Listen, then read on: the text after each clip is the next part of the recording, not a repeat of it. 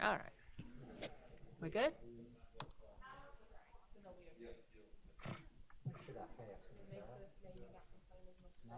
As soon as the door shuts.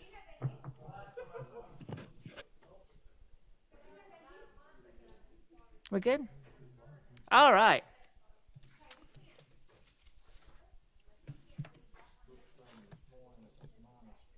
Good evening. It is 6:00 p.m. and I call to order the February 16th, 2021 Board of Trustees meeting. Do I hear a motion to enter executive session to consider employment recommendations for the 2020, 2021, and 2021, 2022 school years, and to receive legal advice concerning pending claims and legal matters covered under attorney-client privilege? Madam Chair, I move that the board enter into executive session to consider 2020, 2021, and 2021, 2022 employment recommendations and to receive legal advice concerning pending claims and matters covered by attorney-client privilege. Thank you, Mr. Anderson. Do I have a second? Second. Thank you, Dr. Powers. All in favor? Aye. Anyone opposed? The motion carries. We will now enter executive session.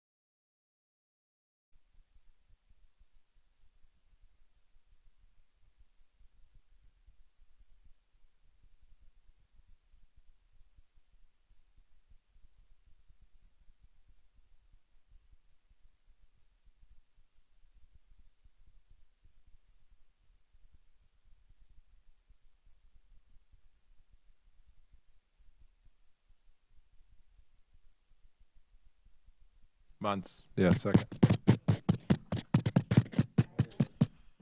Thank you. All right, I have a motion and a second. All in favor? Aye. Anyone opposed? Motion carries. All right.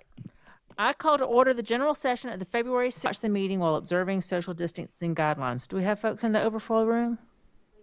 We do? This is so exciting. There are people here. The public is encouraged to watch the meeting on our YouTube channel.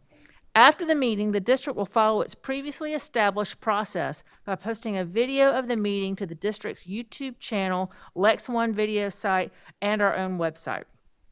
The district is in compliance with the South Carolina Freedom of Information Act by notifying the media of the date, time, and place of the meeting. The district tapes the meeting for accuracy in preparing the minutes. I now call on Ms. Kathy Henson for the Pledge of Allegiance. Allegiance to the flag of the United States of America and to the republic for which it stands, one nation, under God, indivisible, with liberty and justice for all.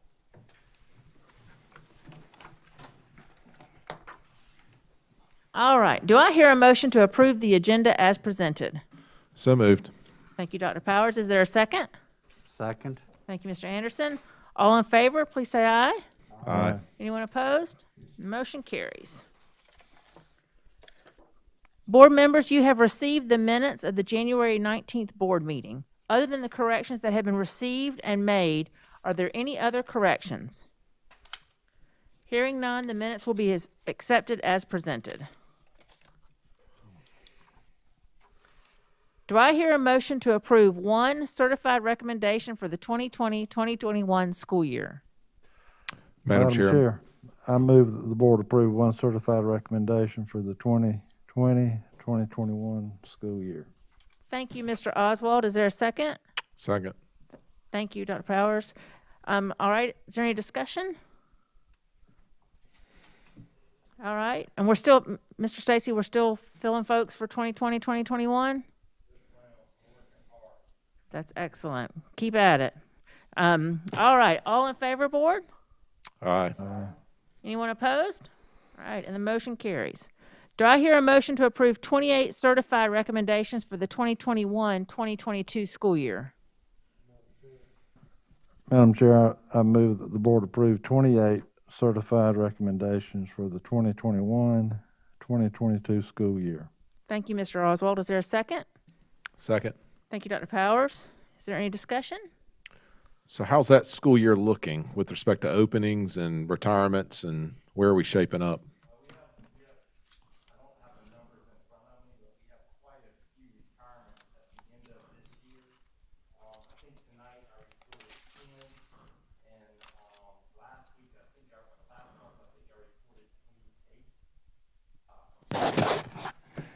Last month I reported 28. I think this month I reported 10 that are retiring at the end of the year. So a lot of people are making some decisions about retiring and, finishing out the year. So we're working really hard. The 28 that you're voting on tonight, some of those are starting before or some of those are filling positions that we already know are open, but some of those are in a pool so that we can place them as we find positions for them. We're working really hard. There's a lot of virtual recruitment fairs going on right now. I know Ms. Scott attended one for USC last week. We have principals that are participating in those.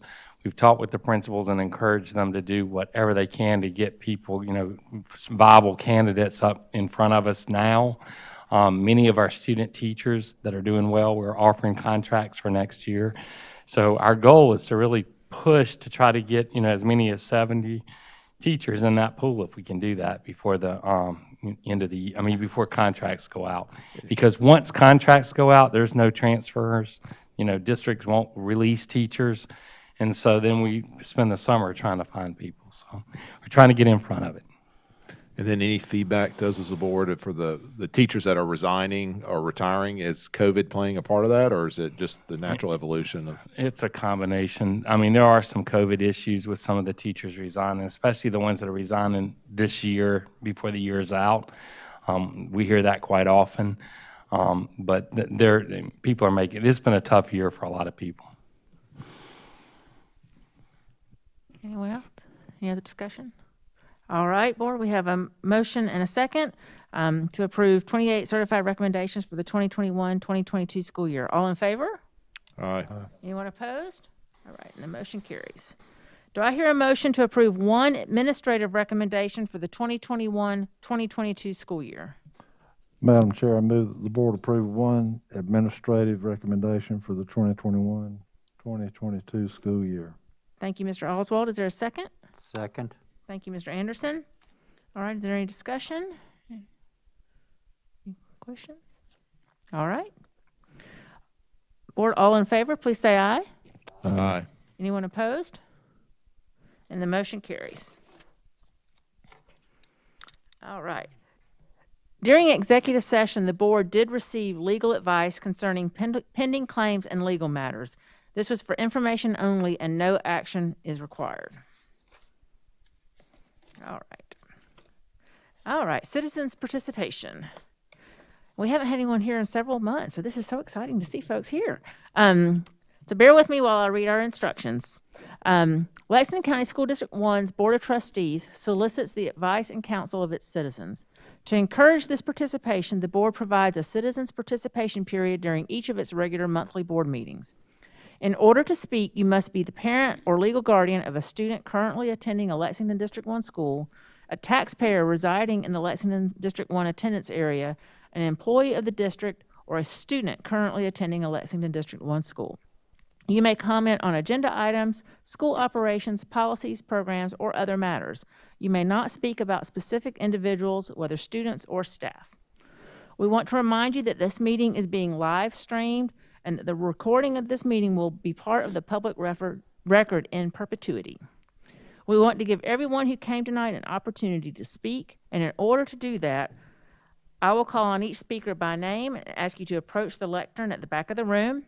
The board will not reply to your remarks nor take any action during the board meeting in response to your comments or questions. You may address the board for up to 3 minutes. Please do not clap or make any comments either while an individual speaks or after he or she finishes. As you came in tonight, you received a card to fill out indicating that you wanted to speak. The card asks for your name, address, and other information. I will only read out your name, the town you reside in, and the name of the schools your children attend when it is your turn to speak. If you did not fill out a card but wish to speak, please hold up your hand and someone will hand you a card. Did everyone that wants to speak fill out a card? All right. If anyone that is uncomfortable addressing the board in person may reach out to us by email, telephone, mail. Our contact information is on the district website, and we are welcome your contacts. We love to hear from anybody and everybody. All right. We are going to start with, is it Rebecca Ryder? And she wants to speak about the recycling program at MGMS. She lives in West Columbia. And, all right, Ms. Ryder?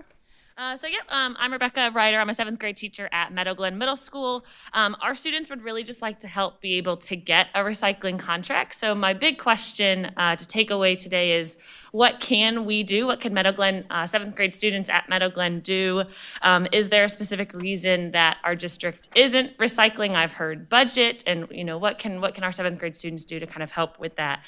Our 7th grade students, they conducted research in their math classes, and we found that on average, each student is throwing away 2 pieces of recyclable plastic every single day. So that's about 400 pieces of plastic that's being thrown into the trash instead of being recycled, and that didn't include, as a math teacher, all of the papers that could be getting recycled.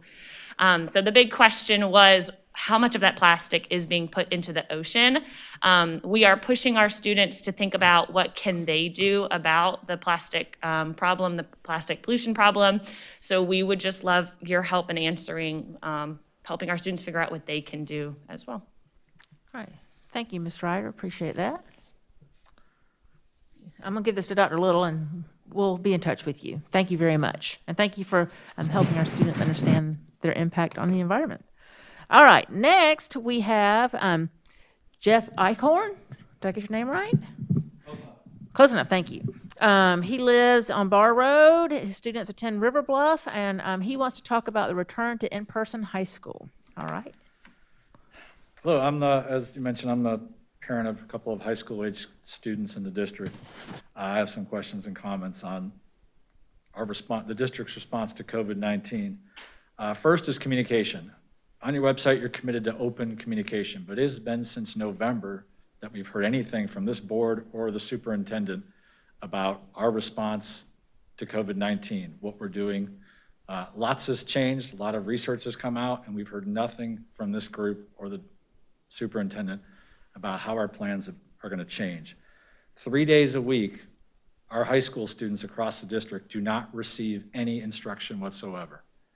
They've divided the students into 2 cohorts, as you know, and if you're in cohort A, many weeks you receive 1 day of instructions due to holidays like Martin Luther King, President's Day, etc. So several weeks during the semester, half of the cohort, half the students receive no education. 1 day, they receive 1 day of education per week. There's no live instruction and no attendance requirements 3 days a week for our high school age students. There's no accountability for them to be doing anything during those 3 days a week. In short, they're not being educated 3 days a week. No other district follows this plan of action, not in the state, maybe not even in the country. Why Lexington 1 do we follow that plan? What is it about, what's different about Lexington 1 than other districts in the state? Why, on the 3 days a week when they receive no instruction and no accountability for showing up with all the investments we've made in technology, MacBooks, not cheap Chromebooks, MacBooks we bought for every single high school student in this district. Why can't we utilize the technology we spent huge sums of money investing in to deliver virtual education every day those students aren't in school? Fridays, they have absolutely nothing. So at a minimum, we should be doing something differently on Friday. It's also an impossible situation for teachers.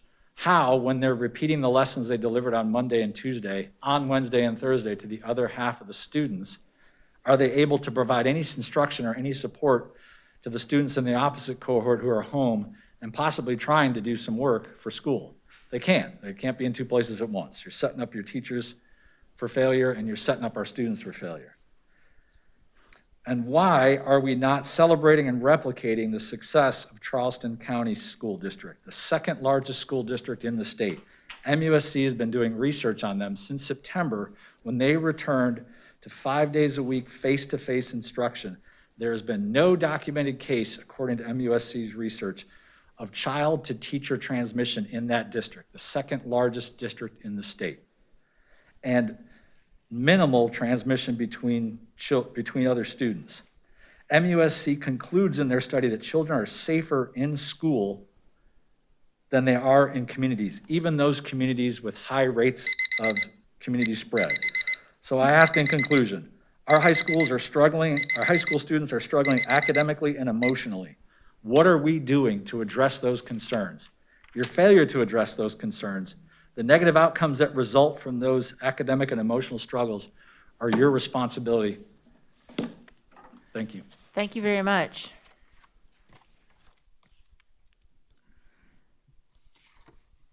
All right.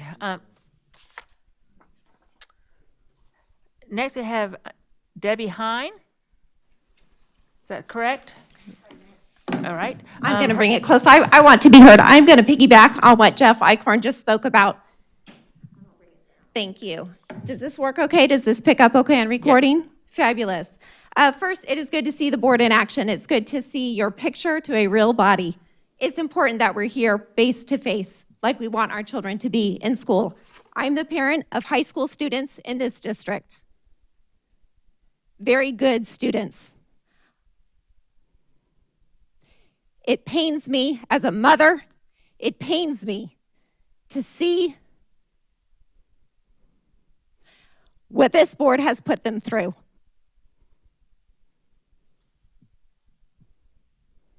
All of you, you have a responsibility to the students first and foremost. And that responsibility has been neglected, particularly amongst our most vulnerable group, our high school students. I also want to mention that for last semester, none of the students' final exams counted toward their grade if they were going to lower their grade. They were only going to count toward the student's grade for the entire semester if their final grade helped boost their grade, because we have issues with grades, apparently. They're slipping big time. We're not even holding our children to account for the material that they are barely learning. I had students have to take AP exams at my house last year. There was nobody there to help them when there was an issue, because as a good parent, I walked completely out of the room so there could be no issue of them not doing it 100% on their own. That Medical University of South Carolina study that Mr. Eichhorn just referred to, I emailed that to Dr. Greg Little this afternoon. I will email it to every board member as soon as I am home tonight. It absolutely showed that Charleston County schools are open in person 5 days a week very, very safely. And I want to clarify, when you read that article, it's not student-to-student transmission. It is not a single case of student-to-teacher transmission. Very, very low teacher-to-teacher and very, very low teacher-to-student, including in their high schools. Okay, this is done through the Medical University of South Carolina here. They have been tracking and tracing this. They were shocked and surprised. But guess what? The information is out. It's out there. From September 8th, I believe, when they started their semester, until they broke for the winter holiday. Everything that they are doing in their school district, we are already doing in ours. There is no reason why we cannot very quickly implement this in our schools. This is the most pressing need to our most vulnerable population of students. This is the most important issue right now. The most important issue to our high school students is being in school 5 days a week, learning and being as normal as they can be. It has been a year. We are all here for our students, and I look forward to hearing back from this board on how they will implement 5-day-a-week in-person learning very, very soon. Thank you. Thank you very much. All right, Matthew Hine wants to talk about opening schools.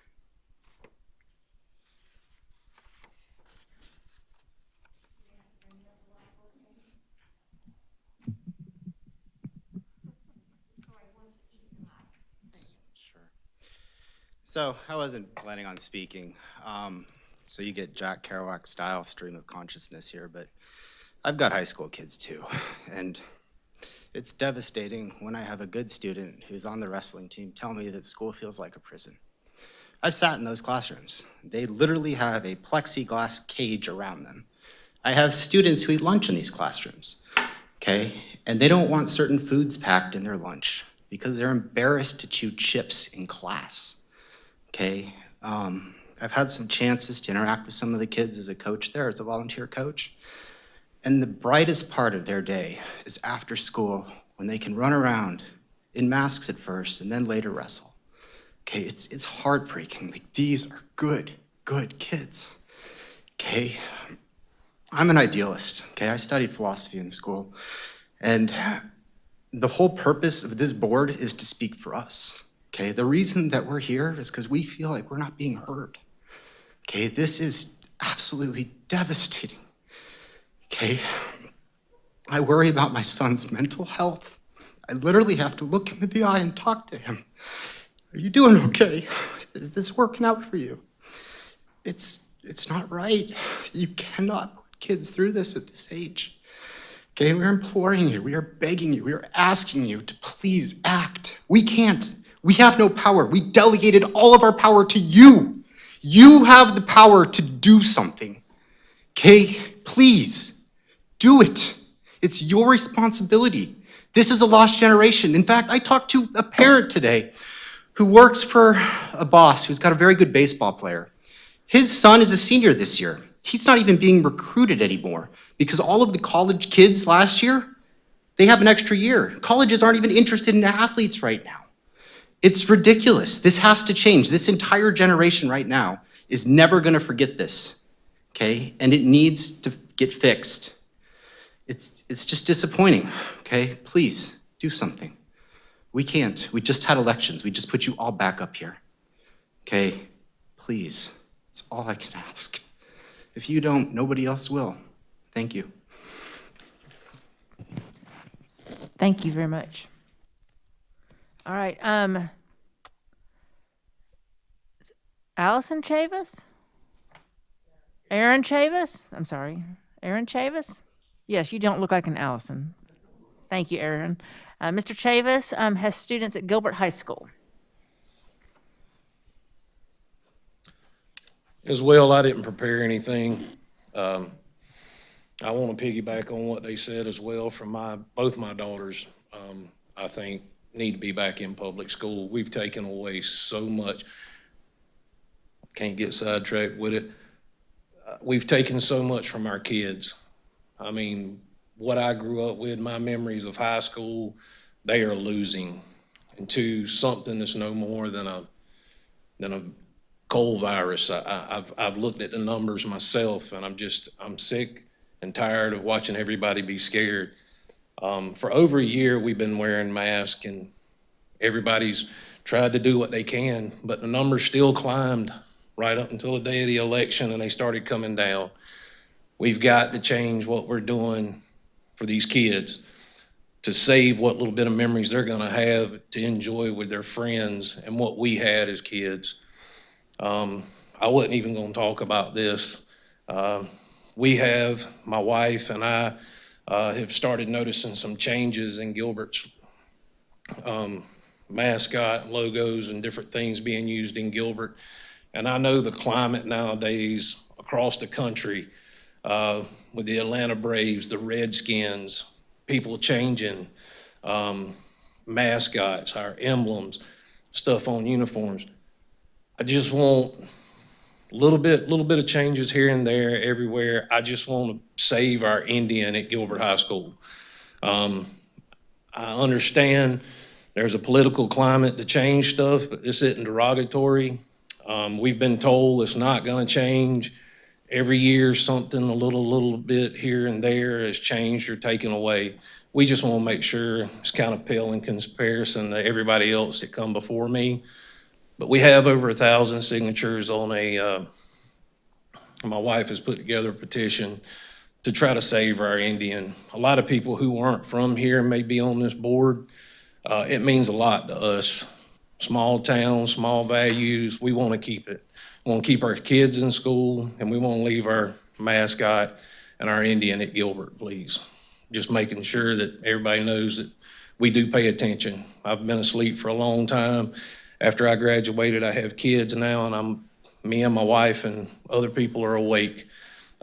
We just want to make sure that we pay taxes as well, and we just want to have our voice heard too. Thank you. Thank you, Mr. Chavis. Is that everyone that wanted to speak? All right, thank you so much for coming tonight. All right, we are moving on to agenda item 9.0, which is action items, and we are talking about the second reading of the 2021-2022 academic calendar.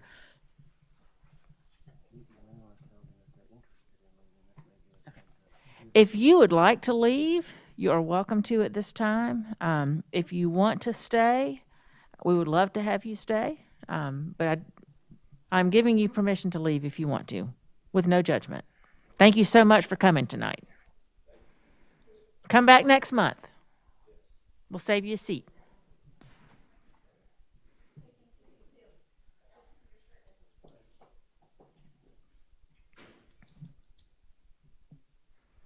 All right. Thank you to y'all that stayed. Do I hear a motion to approve the 2021-2022 academic calendar? Madam Chair, I move that the board approve the 2021-2022 academic calendar as presented by administration. Thank you, Ms. Henson. Do I have a second? Second. Thank you, Mr. Anderson. All right. Is there any discussion? Okay, they're coming. We'll give them a minute. Oh, they were in the overflow. Okay. We were measuring your 40 time, Mr. Cooper. Hello, Mr. Cooper. Nothing like a grand entrance. That's right. Dr. Little, Madam Chair, members of the board, come before you tonight for second reading and approval of the 2021-2022 academic school calendar. Since the last board meeting, when I did present this calendar to you, we have met with the Parent Advisory Council on February 1st. The calendar again received a lot of positive support from that group. The calendar that is included in your packet contains no structural changes to the actual dates. It is the same. It is in the format that we would share with parents and post on the website. It does include a footnote descriptor at the bottom, and this was feedback that we received from the Parent Advisory Council, kind of explaining the e-learning virtual makeup days. You'll know that this next year, should we encounter inclement weather, it is our intention to make that day up in real time on that day through e-learning. In turn, that would allow the weather makeup days that are in the calendar as placeholders to be student and staff holidays. So that descriptor down there is just to help explain the calendar to our constituents, and that came from feedback from the Parent Advisory Council in February. The calendar, you'll note, does, and I'll reiterate, does start after that third Monday in August, which is a requirement of the state.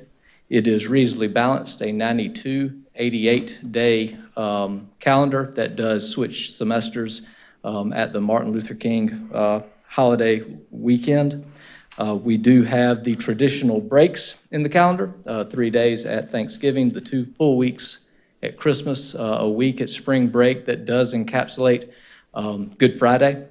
And we have periodic breaks each month for our students and staff, and the calendar does conclude the week of Memorial Day for both students and our teachers. So we do bring it back before you today for approval. And I like the addition of the footnote. I thought that was a good change, good addition recommended by the parents. Yes, ma'am. Board, is there any other discussion? Any questions for Mr. Cooper? All right. We have a motion to approve the 2021-22 academic calendar. All in favor, please say aye. Aye. Anyone opposed? All right, and the motion carries. Thank you for your work and the team. Thank you. All right. Do I hear a motion to approve the 2021-2022 Board of Trustees meeting calendar? Madam Chair, I move that the board approve the 2021-2022 Board of Trustees calendar as presented by administration. Thank you, Ms. Henson. Is there a second? Second. Thank you, Dr. Powers. All right. Any discussion? Yeah, I just have some discussion from last time. This is Jada. I just want to hit on a couple things that I mentioned last time. Under these proposed dates, we have 3 meetings in 4 weeks between April and May. And as I mentioned, we spend more time preparing for these additional meetings than we actually do conducting business. If you look at supper, an hour for executive session, printing agendas, preparing the auditorium, preparing for live streaming, costs associated with food, and the school resource officer. So if we're going to meet to approve recommendations or just hear a board report, I believe that could be handled through Zoom. But if we're just adamant about meeting in person, then I feel as if we should fill the agenda up with some much-needed policy revisions, since some of ours are over 30 years old. And looking at a couple of these dates we went over last time. So HR needs the May 10th date to approve recommendations. But our regular board meeting is scheduled on May the 17th. So is anyone opposed to moving the May 17th meeting to May the 10th? So you mean just combining the two? Right. And so we know that HR has to have one on May the 10th, but we don't necessarily have to have one on May the 17th. We also have the budget during that time, and our regular board meeting is on the 3rd of the month by policy, 3rd Tuesday of the month. And that May 10th HR meeting is very critical because that's when the contracts have come back. And so that's just a very important meeting. And as I recall, we have had other presentations at those additional meetings in the spring as well, haven't we, Dr. Little?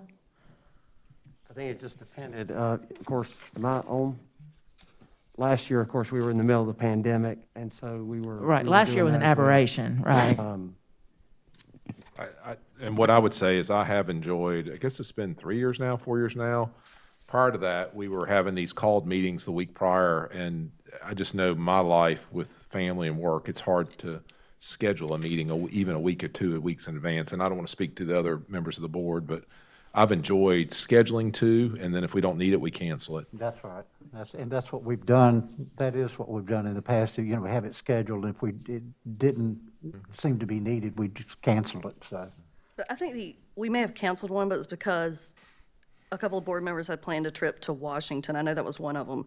There may have been another one we canceled for another reason, but I don't think a reason we've ever canceled an additional meeting has been because we just said, hey, we have this additional meeting that we put in the schedule, let's not use it.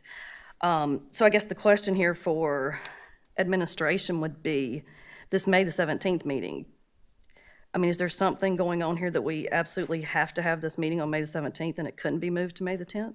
That one is, the board chair said, that would be the third Tuesday, so that would be dictated by policy. Right, so on April the 26th, we have moved that from the third Tuesday to the fourth Tuesday for the budget. So Correct. that's why we're having a discussion, is so that if we need to move dates, we can. So I'm just wondering, is there a reason we can't? So just in general, Ms. Garris, that May 17th, having a gap between the first reading and the second reading of at least that a 3-week period, I guess that would be, gives the board and administration more time to work on and make adjustments to a second reading budget. So moving it to the 10th would really constrict what you could change between first and second reading. And potentially there could be a fair amount of change during that time frame. So that's typically why we've kept that second reading out at that third Tuesday in May. Just as information. Okay.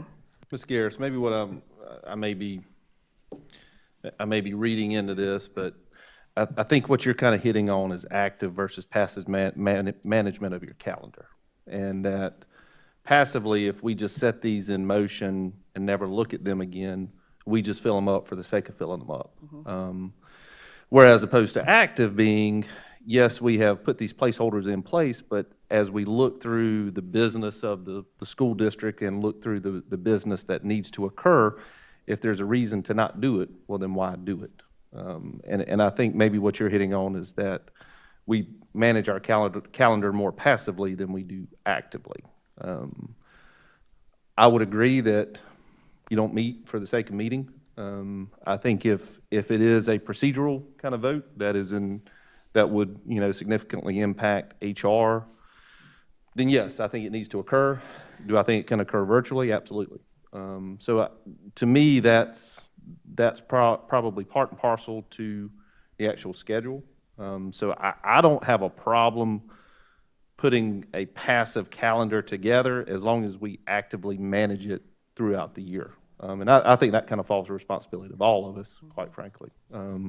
So, I certainly agree that we can have a very active management of the calendar. So you gonna help me actively manage this calendar? I will support Chair Emery Green in actively managing the calendar. Well, and I think that will go to, as we move through the spring, because, we have all learned over the last few months that we can say something now and then it'll be different on Friday or next Tuesday.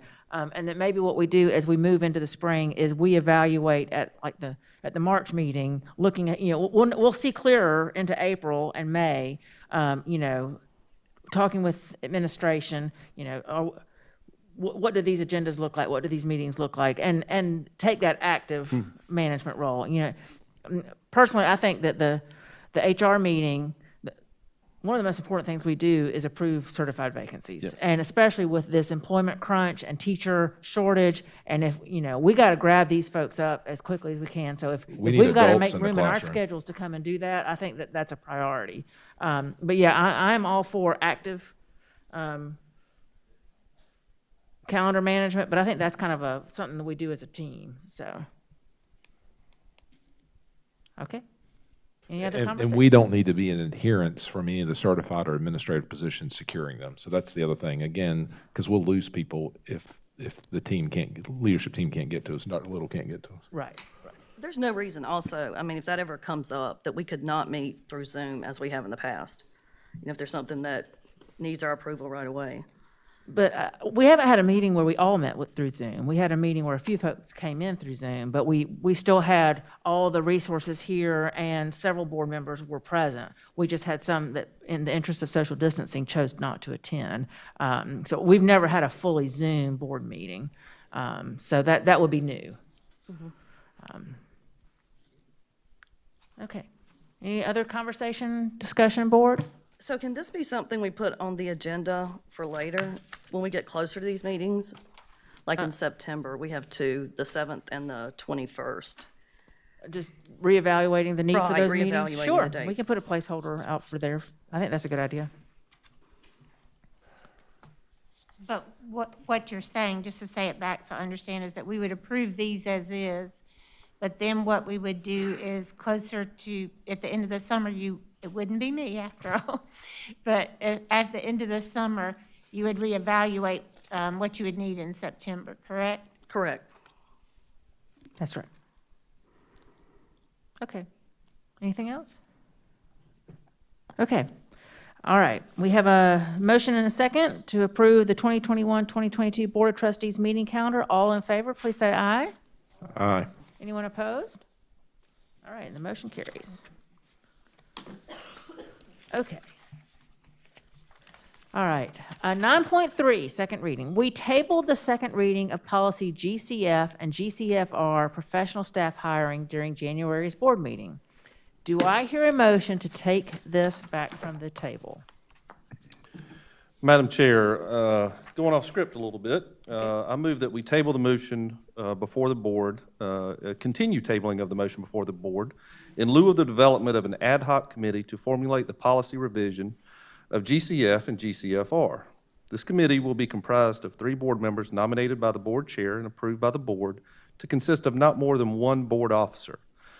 The ad hoc committee will designate its operating procedure in accordance with governing South Carolina laws and procedures for the specific purpose of policy revision. Upon conclusion, the committee will report back to the entire board for second reading and vote. This motion is in compliance with board policy BBC, board committees. And I have prepared it so y'all can actually take a look at it, because I know I explained a lot there. All right. We have a motion from Dr. Guyton to table this in order to form an ad hoc committee to evaluate, I'm giving a summary, evaluate the policy. Do I have a second so that we can discuss this? A second to his motion. I'll second. This is Jada. Thank you, Ms. Garris. All right, now we can talk about this for just a minute. So give us a quick summary again, Dr. Guyton.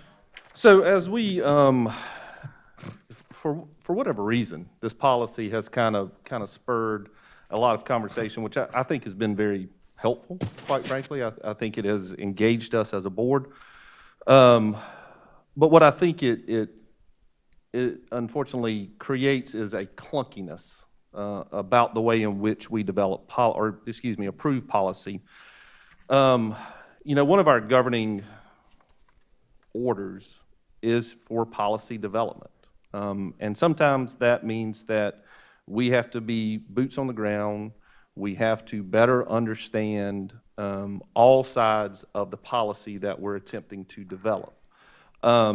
I can imagine what a challenge that can be for SLT and everybody else here to try to get inside of our heads and ask, and think of what kind of questions we're going to ask and all of these other things.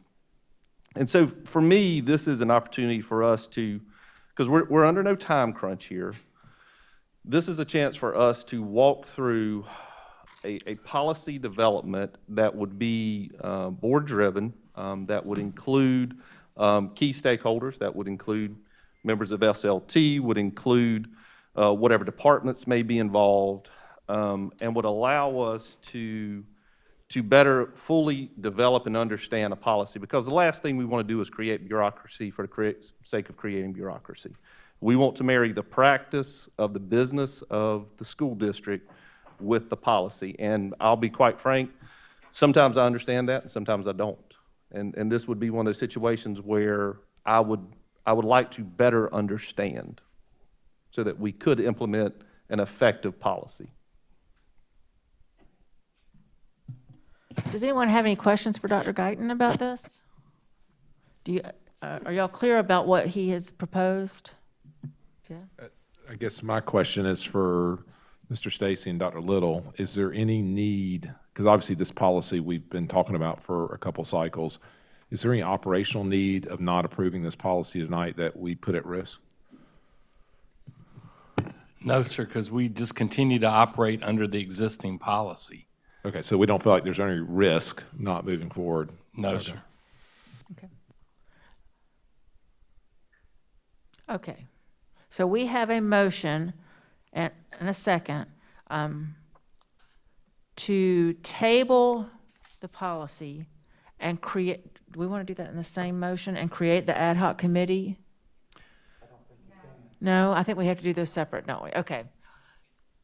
We have a motion to. Well, the motion's already tabled, Okay. so we're just not taking it back from We're the not going to table. take it back from the table. Okay. Does that make the 8 weeks start over? Do we have to, Mary Beth, do you know, Ms. Hill? No? So we won't expire on this policy if we don't? Okay. Okay, I'm just making sure.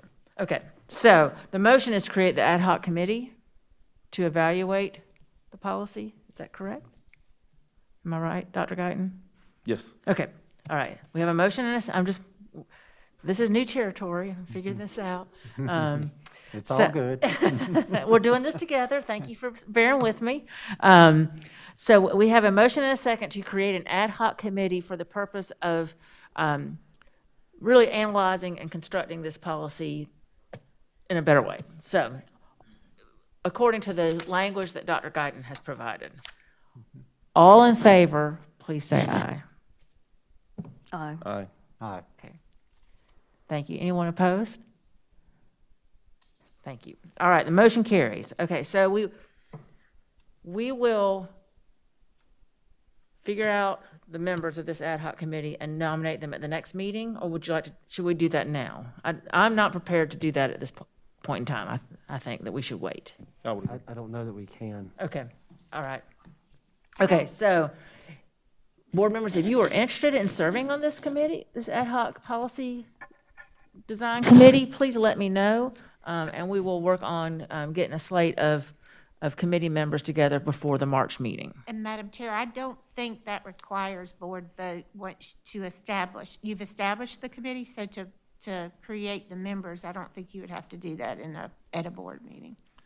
I think we have to have board approval of the members, according to BBC. You do? I thought you had to have approval of the committee. Is that correct? The way I read it was, I did double check it, Well, but it it can't- doesn't mean I'm right. Right, and it couldn't hurt to have two. I mean, I'm fine. Hold on.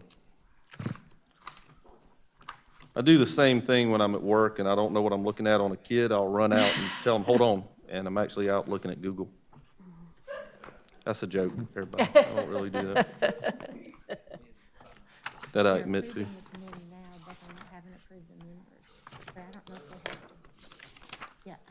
All right, BBC, in addition, the chairman may appoint, subject to board approval, special temporary committees when the need arises. So that's the actual committee, which Policy we just BB approved, but not policy the members of the BBC committee. board committees, and I would label this as a special temporary Okay, committee, as okay. an ad hoc All right. committee. Okay, Right, so you've gotten permission to do the committee. So. okay. All right, thank you. Thank you, Dr. Guyton, for being prepared with that. Okay, so that was GCF and GCFR, so they stay on the table. Okay, so we're going to move to GDF and GDFR. Am I in the right place on the agenda? Just making sure I'm. Call the action item. What? Call the action item 9.4. Okay, 9.4. That's what. Are we all together? Okay. We tabled the second reading of policy GDF and GDFR support staff hiring during January's board meeting. Do I hear a motion to take this back from the table? Madam Chair, in lieu of taking back the motion from the table, I offer forth the development of an ad hoc committee to formulate the policy revision of GDF and GDFR under the same provisions. Thank you, Dr. Guyton. We have a motion to create an ad hoc policy committee for GDF and GDFR. Is there a second? Second. Thank you, Mr. Anderson. Is there any discussion? We're just replicating what we did a few minutes ago for this same policy, for the support staff policy. Okay. All right, all in favor, please say aye. Go ahead. Aye. Aye. All right, any opposed? All right, and the motion carries. All right. Madam Chair, Yes, ma'am. the two policies are, have similarities, a parallelism. So it might be that they should be addressed in the same one ad hoc committee. I think that is a very wise suggestion. I am in agreement with that. Yep. Thank you. I think that was the intent, wasn't it? I hope so. Okay. Okay. Skipping a whole bunch of stuff in my notebook. All right, we're down to 10.0. Dr. Little, are you ready? We kind of rushed right over to you here. I am. Thank you very much, Okay. Madam Chair. We have a number of things to report tonight. I did want to start tonight, and first of all, a number of folks have hung around here, and I just want to say thank you again for your feedback. Over the last year, you can imagine we've received lots of feedback from our community, from employees regarding reentry of our high school students. And also, as you can imagine, there are differing opinions about how best to do that. One thing that we're very proud of as we look back across the year, we have successfully done reentry experiences at both elementary and middle schools since they have been in that 4+1 model. And we continue to track the data. Signs are positive, and we are seeing some pre-winter break levels. So those are some really good things that we're seeing trends in the data. Our goal has always been to bring students and staff back to school safely. Our process has focused on deliberate steps, taking a deliberate step and then doing a safety check along the way. We are encouraged by the numbers, again, especially today's numbers being under 900, I think for the first time since November. And we also have multiple layers of safety protocols in place that we believe make it safer as well to be in school. It was our hope that we would have already actually have made an announcement, but the vaccination conversation preempted that work, especially with the understanding that then we may be turning around the requirements of the vaccination conversation would be 5 days a week, as would be a requirement associated with our public and school employees being vaccinated. And of course, now that vaccine has been pushed out, we are continuing to plan for high school students to come back. And we want to take deliberate steps as we move that forward. So we'll continue to plan that, continue to track and monitor and make sure we do that in the safest possible way. So just wanted to update the board on that. There's a number of issues that we need to talk about tonight that I want to bring some other people into the conversation. I'd like to start out with Mr. Salters and our operations update, and then we're going to move on to, I believe, Don Hardy is next with White Knoll Middle School. Thank you, Dr. Little, members of the board. It was a busy day in the operations division. We started out about 5 o'clock this morning with a fire in a portable classroom at Pleasant Hill Elementary School. And unfortunately, that double portable is pretty much no longer. But the fire department responded in a very timely manner, and we were able to secure the rest of the facility and keep folks stay safe and out of the building until it was clear to be in there. So we did pivot pretty quickly, got a 2-hour delay, in our community responded very, very appropriately. And talked to Ms. Mitchum late this afternoon, and she said it's just been a tremendous outpouring of support from the school and wanting to know what all they could give to help out with the displaced teacher that was in one of those portable classrooms. So pivoting on to midday, we had a water main rupture in Pelion at Pelion High School, and our maintenance team responded very quickly and was able to repair that this afternoon, but we were facing a number of hours in the building without water, and so that's really not a desirable condition for our students, and so we had to dismiss early there. And again, our transportation department pivoted quickly, got our folks there and students home safely, and really just a team effort among multiple divisions within the district. So I appreciate all the support that we get from everybody. Tonight I want to just show you a few pictures of some of the construction we have going on in our bond program. This is the facility, Lexington Middle School replacement facility. Really tremendous progress been made over the last week or so. It's amazing what you can get done when it doesn't rain. And so since it's rained for the last, it seems like forever, but I believe it's only been since Thursday, we have some slowed down progress, but really since the last time we met, we've got second floor decking on a number of different areas, classroom wing, main office area, and art classrooms. We actually have roof on the kitchen area and the big portion of the cafeteria. So making some tremendous progress with the facility. You can actually see the footings opening up, and this is the stage area taking shape on the right side of the campus there. There's a better shot of that footprint opening up there. And they actually already have the steel set for the proscenium opening, and you can kind of see the stage area. This will all be dug out for the seating area. Shot of the roof area. We actually have some of the brick on in the high roof areas so that the roofing can take place, and that's what you see there. And then we have brick going on, and this is actually already up around. If you went out there today, you'd see this up around the edge of the building there. So really brick around the lower portions of the building. In most of the areas, the yellow that you see there is all the waterproofing that goes on behind the brick. So making some really good progress there. This is a shot of the rear of the building.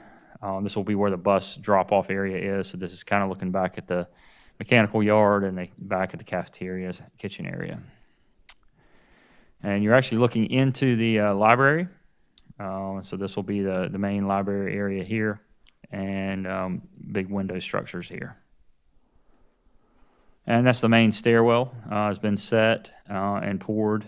So that's kind of a big milestone. People can kind of get off of ladders and start moving up and down a lot easier through these stairwells as they get set. Looking back into the main entrance, you can see all the steel that has been set, kind of tying the two areas together. Main commons area with the office area here to the left. You might notice the mud there. That's not a new flooring we're trying. That's just the mud of the job site that gets brought in. All that will be removed in due time.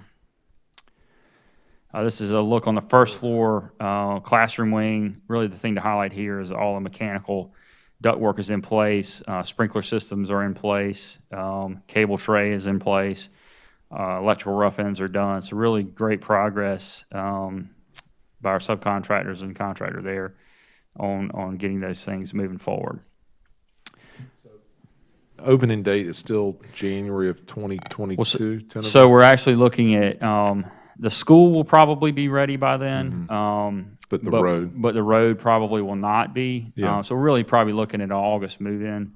Okay. And that's really going to probably work best with all of the moving parts that we have to do there, because we have, remember, we have to go through a rezoning process that we kind of tabled a few years ago to allocate some more students to this school from the Meadow Glen community. So that'll allow all those students to go to the building at one time. So. And then has DOT indicated their timetable for the road improvements we're planning? We actually just received back some comments on some of the preliminary design work that had been done, so we're going back and forth with them. So they're actively involved and working with us and understand our timeline and, working as quickly as they can to turn things around. Everybody's struggling a little bit now, working remotely, and a lot of the meetings that we would normally have to kind of get things done tend to be a little bit slower. So, but we're working through that. White Knoll Elementary School, and a little kindergarten classroom addition there. Really about to wrap up most of this work. We got some playground area out in the front of the building still yet to do, but the building structure with it, this is kind of showing the tie-in to the existing building. It's done, and you can see the entry point there. This is just kind of a look down that hallway. You see the paint on the walls, lights, and ceilings in. We've had our ceiling inspections and so forth. So really pleased with how this is taking shape. Flooring is in the classrooms, and really just kind of ready for some final cleanup in these spaces. And again, just some of the classrooms there. And there's a little office in between the classrooms for the kindergarten teachers to share, which is similar to what we have in the rest of the building. Moving on to White Knoll High School, you recall it's a major project at White Knoll High School. Part of that project is a large classroom addition, 32 classrooms. See, this really jumped out of the ground, and we already have roof on this, and this is the final cap sheet for the roofing there. And really looks good on that front left of the building. Done a good job of kind of blending that in with the existing facility. That gives you a good vantage point of where that is. And then the auditorium, Performing Arts Center addition is going to be over here in this area that you'll see in just a minute. That's a ground level view of the facility. We've still got some doors and things and windows to get put in the corner here, but most of the outside work is close to finishing. This is inside the building. You see that there's kind of a center stair, kind of in the corner of that building, and there's some seating and collaborative space underneath that where students can gather, and also, I guess at this point, spread out pretty well. This is upstairs of that common space, and a look down the classroom hallway. There you can see all the mechanical and electrical stuff is in place. Just got to get that ceiling grid in and drop some tile, and they'll be ready to go. With that, this is a look at that seating area for student collaboration, and there's a larger space just around the corner here for them to gather as well. This is really flexible space that the students and staff are really excited about. This is an aerial shot of the Performing Arts Center. So a lot of work has gone on in this space to repurpose the current Little Theater, as it was known. It will become some classroom space, a black box theater. Large firewall has been built here to tie in the back of the stage. The seating area has been excavated and poured. Here's a ground level shot of that. So that's really starting to take shape on this side of the project. So we're excited about that moving forward. And the number of seats, it grows up That's to 1,000. 1,800? Or it grows to? 1,000. Okay. Yeah, Lexington High School and River Bluff High School are both 1,000, so it's right at 1,000 seats. And the Gilbert High School Performing Arts Center, which we've kicked off, as 800 seats. Gotcha. In current state's like 600 or something, the White Knoll? Or at White Knoll, that little theater was under 500. So they're doubling. Yeah. There we go. And of course, you can always track our progress on our building plan website that we work with our communications office to maintain. And those are a few of the projects we got going on. I'm happy to answer any questions for you.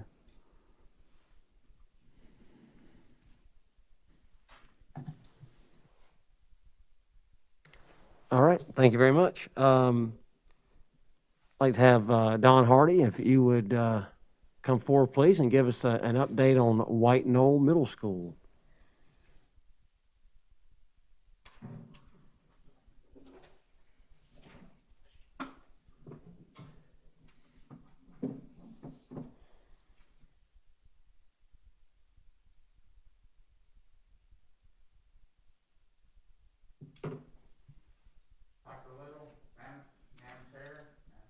Lord, thank you for letting me come here today to be able to speak with you. Before I get started, I do want to point out two great things. We did not have any fires at the school, and we had water all day today. So that's our positive point that I can definitely say about White Knoll Middle, is I felt encouraged. As you know, this is a presentation to talk to you about us being a priority school, which means a couple years ago we scored low on the state testing, which put us at the bottom. I think it was 20% for the state. So since then, our scores have come up quite a bit, but we are still part of that priority program. Because there is no state testing from last year, the year got increased, so it will go into next year as well. As long as we're doing well at the end of that, then we will get out of the priority schools on the ranking piece. Of course, right now it is nice having the money to be able to do other things as well too, though. So just to give you the conditions of White Knoll Middle School, I felt like you guys need to know where we were. We got 4 core teachers, 1 French teacher, and a computer teacher that's completely virtual. So that means all they have is virtual kids. We have partnered with Gilbert, Pelion, and Carolina Springs, and we've formed a group to be able to create that virtual program, which worked out pretty well. We had different teachers health-wise that needed to be in there, and teachers that also wanted to be in virtual, and we were able to help the different teachers from all 4 of the schools. 3 teachers are teaching simultaneously, virtually and face-to-face. I'm going to point out, the nice thing was all 3 of those teachers chose to do that. The one was Chinese. If we didn't have a Chinese teacher do virtual, so if she did not pick them up simultaneously, then we would lose that piece. And the whole thing we're focusing on is trying to grow that program. And so to that teacher's credit, she chose that piece. The other was self-contained. Our self-contained teachers wanted to keep their kids. They felt like they knew them the best. We did manage to get almost all those kids to come in face-to-face, but we do still have a couple that are staying home virtually. And it's nice because those teachers knew those kids already from before to help them to be successful. Again, a credit to our teachers for wanting to pick that up. Logistically, what does that look like? I mean, if in that actual classroom, what does that look like to be in both settings at one time? Well, what we're doing right now, of course, it's different settings for self-contained compared to the Chinese class. Sure. The Chinese classes, we only have I think there's 2 different sections. There's only a couple kids in each one. And so they literally zoom into that classroom. So they're a part of that class. The teacher will have it set up where they can see what's going on. We'll actually set the kids up to where they can Zoom with each other as well. It keeps them from moving around the classroom.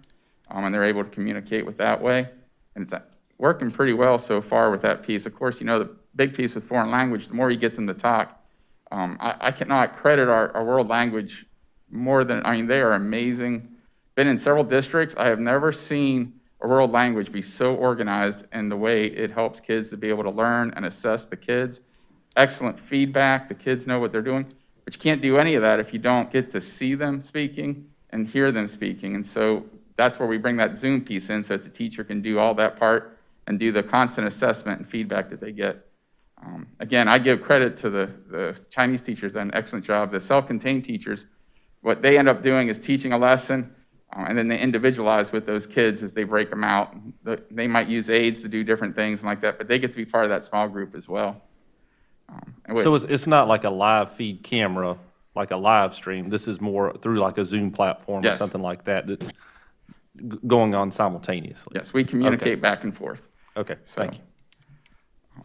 And then we have about 11 teachers that are teaching both face-to-face and virtual, but they do them separately.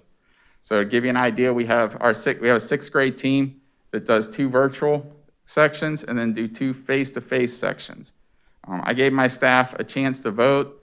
I said we can set it up to where no one had to do, that everyone either had all face-to-face, and then there was a group of just virtual, but then they'd have to do multiple grade levels to be able to give the kids what they need to have, because of course, kids are gonna rule what we have to do.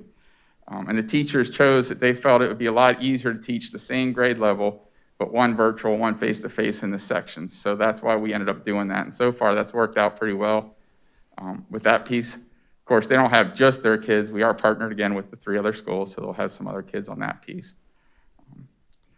And then we have I'm saying 110 students. One of the issues we've had is as kids get quarantined, sometimes those parents that did want face-to-face all of a sudden want to go back virtually. And then we also have some people virtually that are not doing well, and we're constantly working on some of them to try and see if we can bring them back. Some of them have health issues, and so we just try to help them as much as we can on that piece. But others do not, and so we've been able to bring some of them back. So we've been switching those kids back and forth. So that's why that number is constantly changing on that piece as far as kids going up and down. So this was the data I presented to you earlier in the year. As you can see, we had 33.2% in ELA that was proficient, which means that they meet the standards for the state. In 2018-19, they went up. And then last year, they did not have state testing, so we don't have anything to compare that to for last year.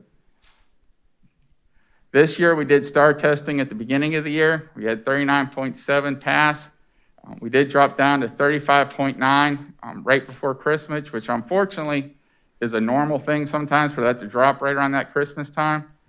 But it did give us plenty of things to be able to work on. Part of that is trying to help the kids virtually to have a good setup at home whenever they're doing that STAR testing. You can't control it quite as well whenever they're on the virtual setting, so they get distracted a little bit more on some of that too. Of course, our school goal is going to be 39.2, which we still have confidence we should be able to hit that on the English. On the math, same thing. This is what I presented earlier in the year, the 34. They went down to 32, and they did not have any testing in the 2019-2020 for the math. At the beginning of the year, we had about 23.6% that were projected to be proficient in math. Again, as I said, it drops down right around that winter time. And then the goal is 43%, which might be hard to hit this year, but we do have some plans, and we're going to talk about that a little bit of what we're focusing on with some of this. So we had about 25% of our students fail one or more core class first semester. So what we've done is we've taken all of those kids that have failed one or more class. We are trying to get parent conferences with those kids, try to figure out what is going on, how can we help that family. We got some kids that are on the virtual setting, like I talked about before, and if they can come in, we're trying to bring them in face-to-face to assist them as well. We're also we're focusing more on trying to help the students that are struggling. We're doing a little bit more mastery-based. What are the skills? One of the things, you guys heard me say it earlier in the year, you only learn by doing. It doesn't, all these programs that people put money into, it's still about doing. If you're going to learn math, you got to do math. You want to learn English, you got to do English. You want to become a better reader, you got to read. And so that's what we're focusing on with these kids to help them out to do more of that piece. We're trying to fine tune it even more focused on some things. We had the conversation about some standards you could spend a long time on and you're not going to get a lot of growth. Other standards you spend a little bit of time on, you're going to get a lot of growth.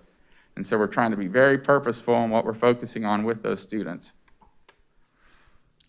Mr. Hardy, this is Jada. Yes.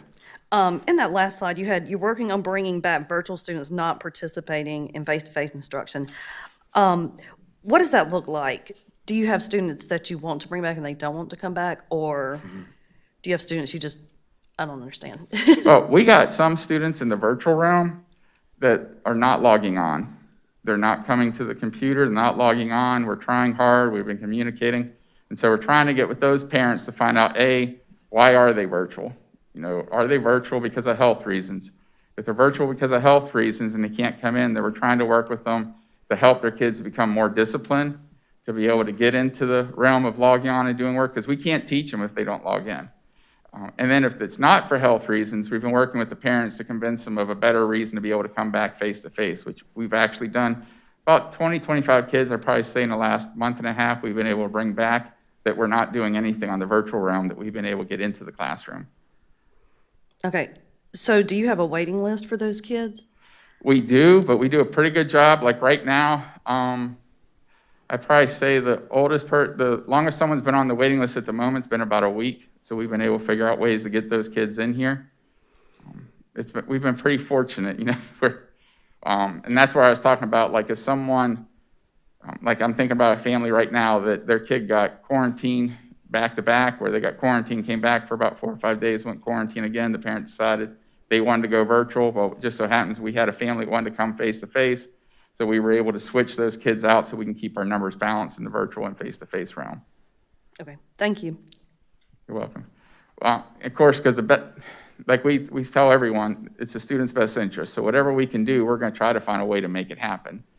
And I can tell you, if it's about a kid coming in, we try really, really hard to get those kids in. And so far, we've been successful with that piece. The 25% that failed one or more core classes first semester, how does this compare to other years? Of course, I wasn't here in past years, but whenever I looked at in past years, you were around that 18%, 17%, if I remember correctly. So we're quite a bit higher on that piece. Now, I think part of that is going to be, again, we've got that percentage of kids that weren't doing anything that's going to be in there that you didn't have in past years. Because one of the things about face-to-face is you can form that relationship. You can get that kid, always tell you, we're water on rock. We're just going to keep on pounding away, and sooner or later, we're going to get that kid to do work. Where the virtual realm has been harder to do that on some of the kids if they don't answer the phone and things like that. So that's what's pushed some of those numbers up higher. And So then you're seeing more of the virtual students having this problem than the face-to-face students? yeah, although we still have face-to-face kids too, because there's anxiety there, where I think they're struggling, at home. With COVID, like I was telling someone the other day, you got to remember, it's not just at school, it's at home. And, we got a lot of people that have older family members that have passed away. And those kids are dealing with that. I have one student I'm just thinking of that their grandfather passed away, and then not more than a week or two after that, their father passed away. And so whenever they're dealing with that piece, again, you're going to have a much higher failure rate, which is why we're having to do a lot more focused counseling and get them hooked up with mental health and things like that to help them to be successful. Because for some of that, for a little while, like we talk about, it's not about school at the moment. It's about getting them being able to process well just on their own on other things, and then getting them to do schoolwork.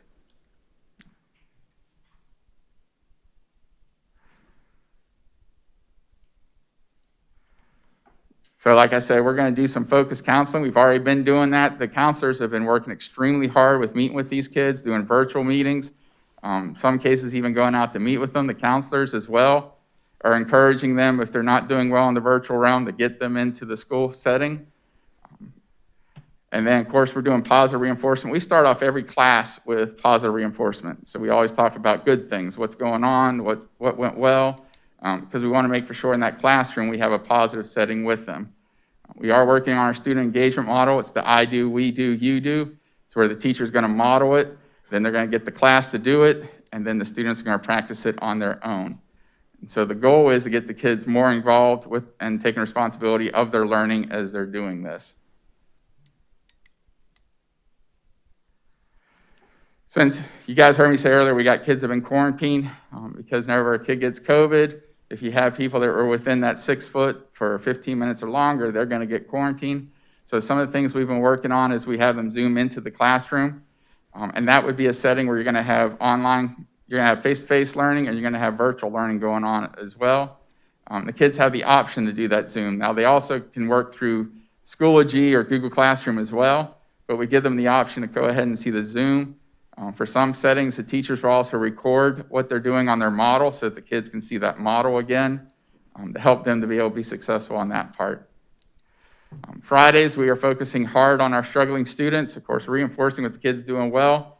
But like especially this past Friday and this Friday, we have really been pulling in hard our parents and our students that aren't doing well and seeing what can we do differently to stop the pattern. The definition of insanity is doing the same thing over and over again and not changing, but expecting different results. And so that's where we're getting with those families to say, what can we do differently? Just meeting with a kid just today that was struggling with anxiety and had a lot of things to make up. And I said, we're not worried about what you got to make up. Right now, what we're worried about is just you getting today done. Like, all I need you to do is just do the work that was due today. Don't worry about the past. Don't worry about the future. If we can get that first step going, then we will work on dealing with the past, dealing with the future. But we need to get the present going well before anything else matters. And so that's where those Friday meetings is about getting those kids in and having those strong encouragements on what we can do to help them be successful. So like I was saying earlier, we're focused on content recovery. So teachers, I told them we're not worried about, if they got a 45 first 9 weeks, okay, that was a 45 first 9 weeks. If we can get them to do that work now, we will go back and change that grade because it's about content mastery. I don't care if they mastered it first 9 weeks or if they mastered it now, as long as they mastered it is what we want. We need to have a focus on our content mastery with everything going on. Because we got some kids, again, they're getting so affected with COVID for so long that we then got to help them to go back and get those grades up so we don't let COVID be a reason why they weren't successful for this year. And so that's where we're getting in with the teachers and talking about, hey, what is contact mastery? How do we redo some things, giving them opportunities to do some reteach, and then to be able to redo some of their assessments as well. We are assisting the students during lunch and also in the morning. Teachers will trade the kids in the morning, so that way if like they need help with math, we might have some kids go from math to English or English to math, because those rooms are full, so they got to rotate those kids. But then they work with them on either making up the assessment or trying to help them with some content recovery. What we used our money for was our math instruction coach, the libraries, enrichment camp, which doesn't affect us quite right now, AVID, and math supplies manipulatives. And I wanted to add a little bit more about what all that meant. On our math instructional coach, of course, they've been leading the math as far as the professional development with the teachers, helping to get aligned, working on our workshop model in the classroom. She's also been helping us with our pull-out program with AVID. And part of the AVID program, it's specifically geared to helping kids that are struggling, that can achieve higher. And so we didn't have a great chance at the end of last year to be able to recruit those kids. But right now we got I think it's about 10 kids in that pull-out program, and we're getting teachers involved in the training as well, so that next year we can have a much better kickoff to it. Right now I think we're up to about 40-some kids that are interested in doing it for next year. It's a great program if you haven't done it. And you know, it's not really anything new. It's all the good strategies. It's just presented in an extremely effective way to help teachers see it and students see it. And if you ever get a chance to go online and see AVID on the website, they got some very inspirational stories on there that just helps kids to be able to see what they can do. It's about being college focused, that no matter what's going on, you can make it to college. So classroom libraries, I go into English classes, we do our walkthroughs, and now I'm going to English classes, guys, I'm seeing people reading every day. They got reading journals in there, so they're reading about it, they're writing about it, they're conferencing with their teachers. You're seeing that piece, again, I've just not seen so much reading going on. It's very encouraging to see these kids, and they do such a good job of trying to pick some good books to be able to create the interest of those kids in the classroom. Our English coach, she's really good she takes a challenge on. If a kid says, I'm not interested in reading, she'll take that challenge on in a second and find some book for them to be able to read. This is what I was talking about with our AVID. Kind of talked about that already, but the goal is to grow it into all 3 grade levels. And I do think it's about also helping the mindset of the school, where we believe all kids can go to college if we provide the right support, or into a technical college. So the whole goal is to get them that support and the belief that they can do it. I'm a firm believer that kids' success has nothing to do with intelligence. It's about confidence that they can do it and the belief that they can do it. If they got that piece, I've seen all kinds of kids be very successful. So sorry, I probably went a little bit long. Any questions? I just want to say thank you for all the work, because all our middle schools are important to us, but, you know, White Knoll bubbled up a couple years ago, so thank you for doubling down and helping. Thank you. When I see, 33.2, 35.2, when we're talking about proficiency and those kind of things, what does it take for 75%? I mean, and again, I'm not an educator, so educate me on this about, what is a realistic expectation, and what is it that stops us from getting there? Well, I can tell you the biggest part is going to be starting off from the beginning. So like whenever I get my 6th graders, we know where they're at. So the goal is by the end of 8th grade is to get them up into that 75% mark. So you're going to be looking at the longitudinal piece where we're looking at where are they at in 6th, where are they at in 7th, where are they at in 8th, because we got our kids 3 years to get them where they need to be. And so I think that's the first piece. Second piece is expectations. I think getting kids to believe that they can do it is going to be a big piece, that they can be successful, getting the teachers to see that piece as they see the success. But you're going to be looking probably about 2 to 3% growth per year. And then usually, I've seen in the past, usually you'll see a bump come quickly on some things once you start growing and the belief starts getting there. Gotcha. Thank you. I do believe firmly we can get there. Good. Thank you. So I know we get this report. This is Jada again. Oh, sorry. Just go ahead. I can get in touch with you later. It's okay. It's none of it. Well, I know we get this report because this is a priority school. What kind of benchmarks do you have to meet in order for them to say that you're no longer being observed or whatever that? It would be get out of that bottom 20%, so we can't be in that bottom 20% anymore in the testing. Okay. Thank you. Of course, they got to have state testing again. All right, thank you very much. Mr. Harding, good work. Very excited about what's going on at White Knoll Middle School. Good stuff. It's a heck of a year to start your first year as a principalship out there, so thank you for your leadership. All right, we have a special treat tonight. We're going to have, I believe, Mary Gaskins, Dr. Shane Phillips, Mr. Brandon Baskett are going to give us a Lexington District 1 strategic planning update. And then we're going to have Mr. Bissell, I believe I saw him in the back. He's going to give a LULA preview, a 21-22 LULA preview. So, Ms. Gaskins. Thank you, Madam Chair, members of the board, Dr. Little. We have a team here tonight, as Dr. Little just shared, who's going to share updates on several projects related to the strategic plan. But before they do that, I wanted to do just a quick overview of how we're using portfolio projects aligned to our adaptive strategic plan. So portfolio projects are intended to be high priority initiatives that help us move the needle more quickly, stay really focused and targeted on our goals. They have their own strategic actions, their own timelines. They are like mini strategic plans within a strategic plan. As portfolios become standard operating procedure or are fully integrated, we have others that rotate in. So when we were with you back in September, we celebrated the fact that both Leadership Development and Project Hope, which were our first two portfolios, were really becoming part of our culture now and how we do business in Lexington 1. And so we introduced at that time two new portfolios, the All Means All portfolio and Power Skills portfolio. And since then, we've spent a good bit of time conceptualizing those. And so we have the co-chairs here tonight, for one of the co-chairs for each of those two portfolios to kind of explain to you the work they're doing this spring. We also have Albert Robertson here tonight, who's going to give you an update on the launch of our SELF program, which is also very closely aligned with our strategic plan. So I'm going to turn it over to Mr. Baskett first to tell us about the All Means All portfolio. He is one of our three co-chairs.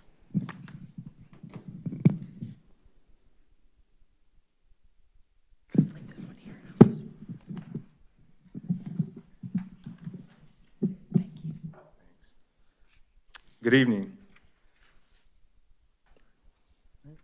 First slide. Oh, this one's right here? Thank you. Sorry, that's my fault. All right, there we go. So I want to say this is the first slide to introduce to you our committee members, and I have the opportunity to represent my co-chairs of Dr. Crispa Gillespie and also Gloria Jenkinson. And this is a diverse group of highly skilled educators, so I won't read all the names to you, but how I define diverse is basically having a variety of backgrounds, experiences, and roles in our districts. Those roles include principals, assistant principals, teachers, social workers, and central services leaders. We had a meeting this morning, our very first committee meeting with everyone together, and that meeting, the purpose of it was to set our collective purpose. So why are we meeting and what are we going to do? So you may ask why this all means all audit now. So the goal is for us to better meet the objectives of our mission and vision for all students. So as you look at the questions below, we want to take an inquiry stance and ask questions to figure out what can we do to better serve our students and all of our students. I want to share with you that I'm a sports enthusiast. I love sports. And whenever I hear champions and championship teams talk about what they've accomplished, they recognize that they've won a championship, but then they also understand that that's in the past. And if I want to continue to compete amongst the best, I have to continue to find ways to get better. And that's what we're seeking to do with this All Means All audit. So one of our guiding questions would be, how can we fine tune our processes to get better at what we do for all of those that we serve?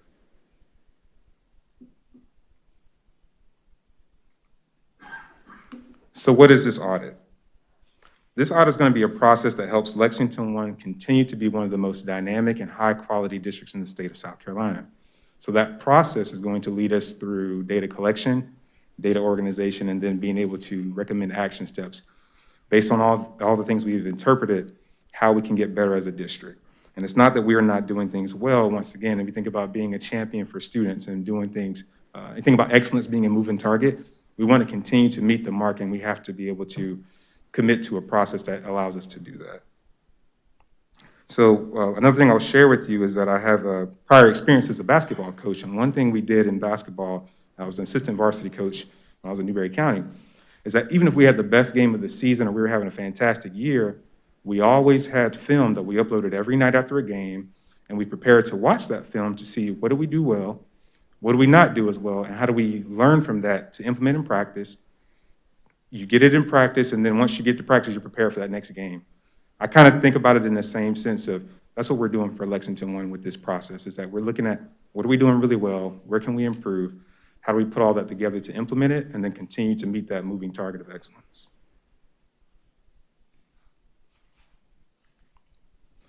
So this timeline has shifted just a little bit based on trying to get the committee together and trying to get dates established. So it's where you see January, we actually pushed that down in February. So we met this morning to have that, to set that collective purpose. And then as we get into the focus groups and data gathering, we're going to basically push that down into March. So our goal here is to make recommendations by May. It says April at the bottom, but that is now shifted to by May, and it very well could happen in April. We have scheduled meetings virtually. We'll meet about twice per month with the full committee. And then the co-chairs, we also have separate meetings to just make sure we're prepared for in between the full committee meetings. This is mission critical because we're creating an environment where all learners are successful, hence the name All Means All Committee. And at this point, I will take questions.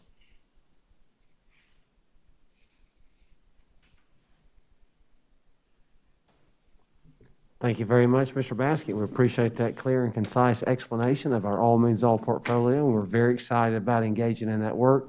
And thank you for your leadership in making that happen. And also, we just want to publicly say, Mr. Baskett, in his role as higher education liaison, has done some amazing work, and we'll be talking about this in a future board meeting, but our partnership with Midlands Tech, and I know Ms. Henson is very excited to hear about this, but we have, I would say in very short order, and in large part thanks to his leadership, created a dynamic partnership with Midlands Tech that heretofore had not existed.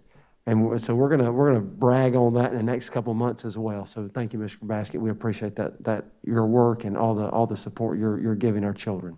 Thank you. Thank you, sir.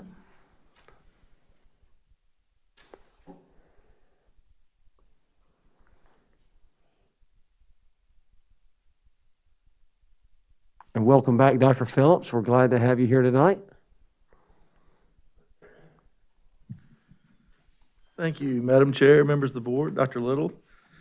As you may know, when we were developing this strategic plan, we spent an awful lot of time developing what came to be known as power skills. We leveraged district personnel, we leveraged community members, parents, local businesses to identify 8 crucial skills that were important for students in school and after school.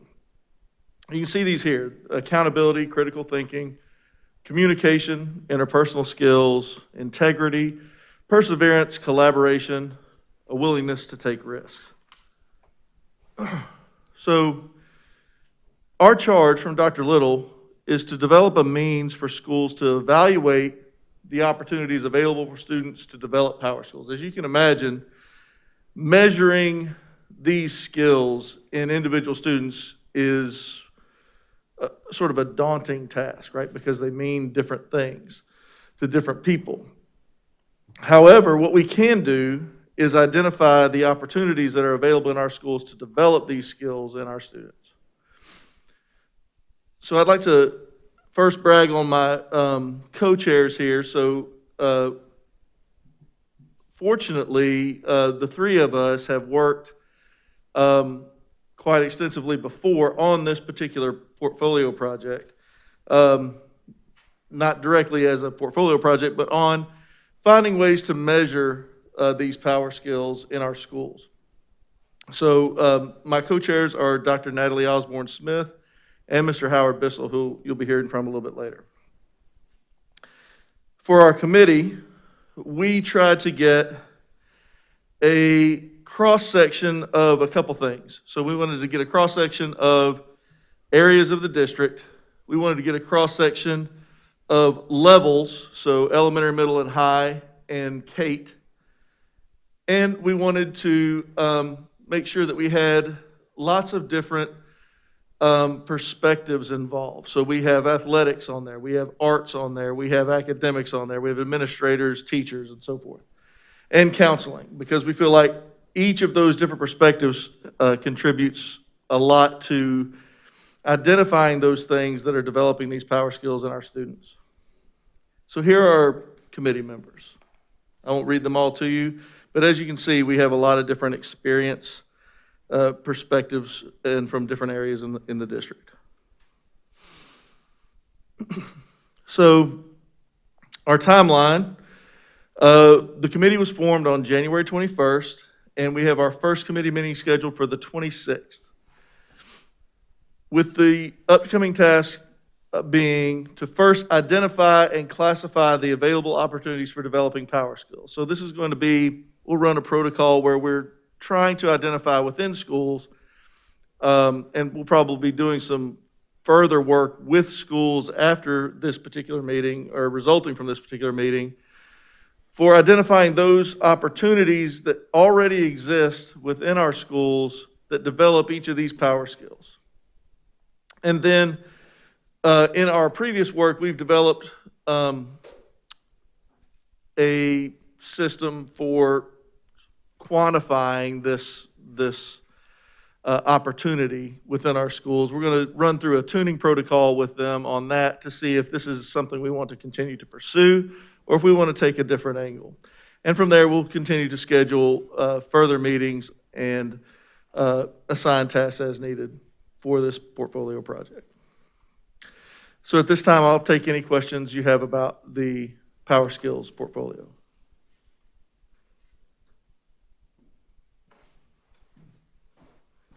Thank you very much, Dr. Phillips. Thank you all. All right, Mr. Robertson, talk to us about our best selves.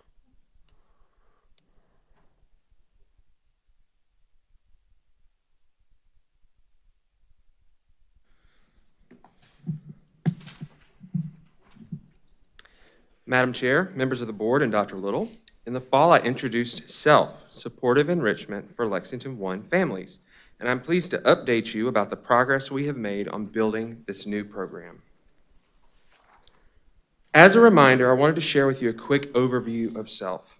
SELF is a program designed to cultivate relationships with support staff members and their families and provide their children with career awareness opportunities, academic and social emotional enrichment, and access to services, learning experiences, and programs. In designing SELF, we met with several groups of stakeholders, including a focus group of support staff from around the district and an action planning team made up of school and district leaders from all divisions. And we wrapped the design around these goals. We want to support schools and families in the transition from elementary to middle school. We also wish to offer consistent access over time to academic and career enrichment opportunities, including camps, field trips, workshops, and so on, throughout the year, as well as during summer months. We want to offer sustained partnerships with parents and/or families and strong relationships with students. These are key, and we want to make sure that we continue to improve relationships with these students and their families. Another goal of SELF is the recruitment and retention of high-performing support staff members. This is very important. We are hopeful that implementation of this program will aid in meeting these goals and others as they arise. This year has served as a recruitment year to identify the first cohort of our SELF participants. Programming will begin this summer. For our first cohort, we prioritized students of our food service, maintenance, and transportation staff, 3 of our most valuable support staff groups. We plan to expand the offering to all support staff groups, but we want to start small and learn through the implementation of this first cohort. The program is designed for students in grades 6 through 12.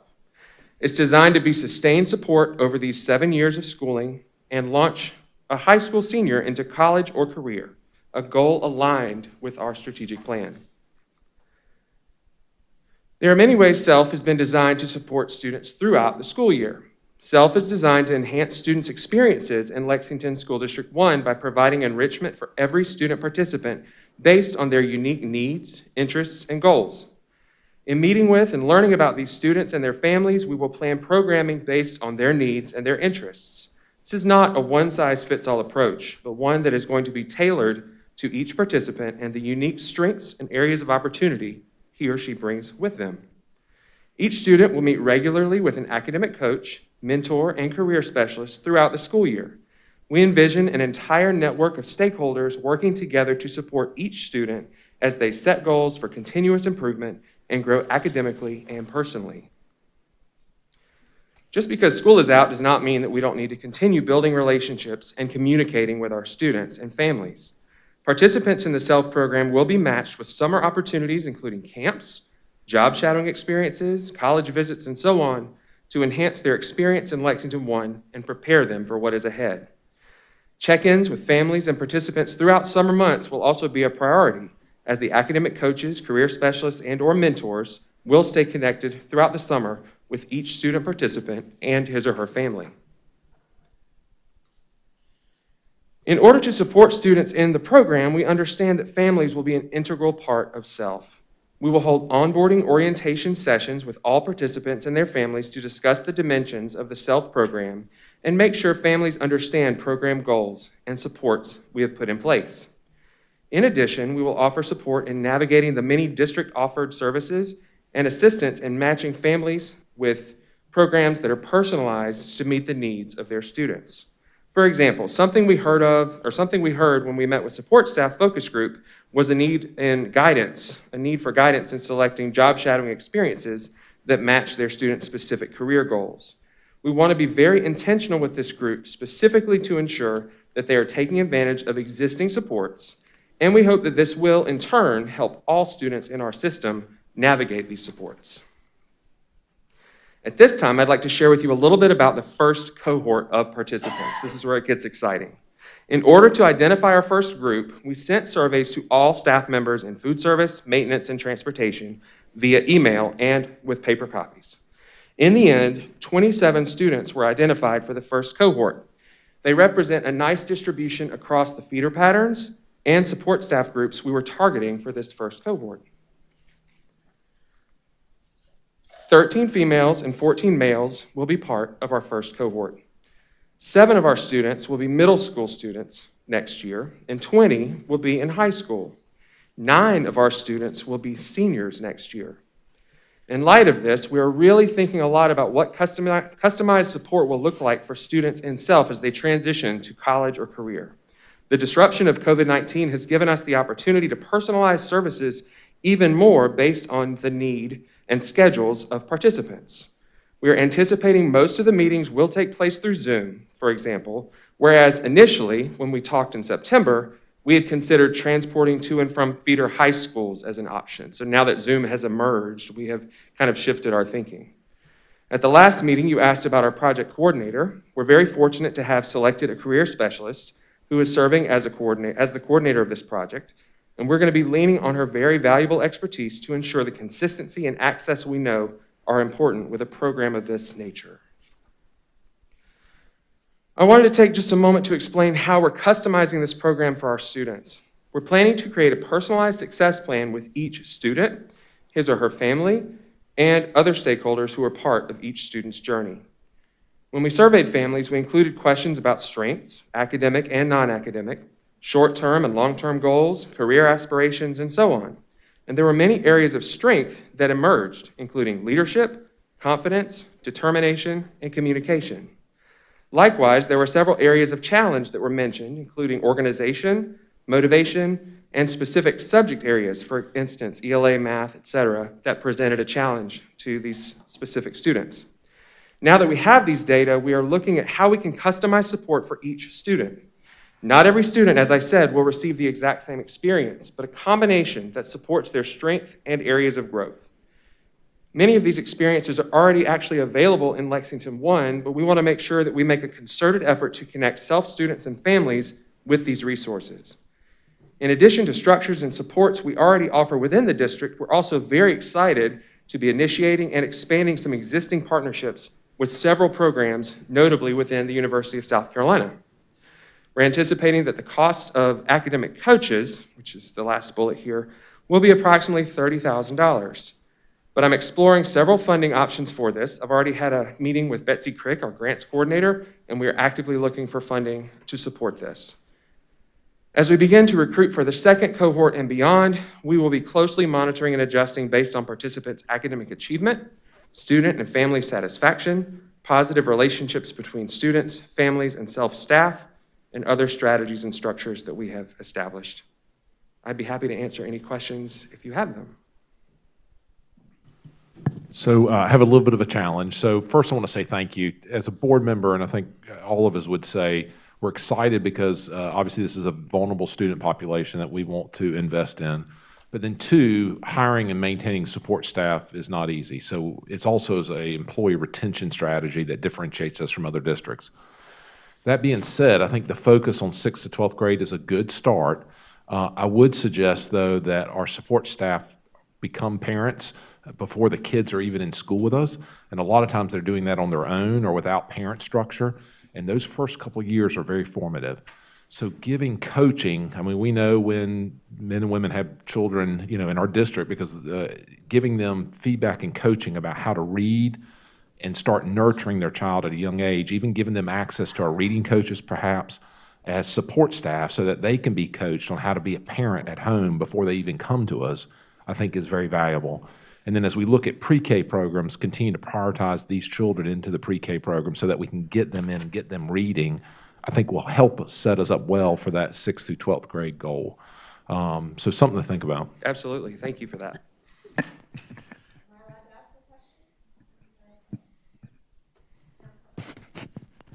No, ma'am, but he'll be in the hall afterwards. I will wait. Yeah, I kind of think through this from a personal perspective. My father was a custodian at Red Bank Elementary for a lot of years, and so I kind of think through this and kind of, you know, I may have been one of these students. And so while I don't foresee this being wide-reaching, I think it will be very pointed and very impactful for those ones that you do reach. I know, having walked through this with my parents, you know, it was kind of at a disadvantage that I was the first to go to college. No one really understood the process. No one understood the proper steps to take. It was just that sort of lack of education. And it was not a willingness. It was just, you just never experienced it. And so I think how that probably could have been a little easier, a little better. And, you know, I certainly think for the families that are part of this, I think it will be fairly deep and far-reaching for them. I appreciate you sharing that, Dr. Creighton. And Mr. Robertson, I couldn't help but think when you talk about the funding for academic coaches. Yes, ma'am. I think a resource that you might consider talking to, I know my mother is a retired teacher, and she is in our sorority of retired teachers, and they are always looking for service projects, and they're retired, but they're still in their, you know, teaching prime. And I think many of them, most of them were Lexington 1 retirees. And I could see that would be a great partnership with that sorority, and tap into their availability and willingness. So that's just something Absolutely. to consider. That's a great idea. I've taken note of that, and that's something that I'll contact you about that. That's awesome. And we live that environment at Lexington Medical Center with our volunteers. I mean, they are a key element of our workforce, which allows us to have community connections. And so, I mean, that's a brilliant idea and use of that group. Absolutely. Thank you, Dr. Powers. Hey, this is Jada. Thank you for that. So these 27 students that were identified, did they have some kind of application process? Was that number narrowed down? Yes, no, that number was not narrowed down. That was everybody who submitted an application. Some submitted, they had a choice to make. It was a Google form or they had a paper copy. And they could basically say yes, no, or maybe. Many of them chose yes, some of them chose maybe, and we contacted those folks, but nobody was excluded. So that was everybody. We spread a wide net. Some suggested that they didn't know enough about the program yet, and they wanted to learn more about it through this first cohort, but they thought they would be on board when we had more information for them to share with them.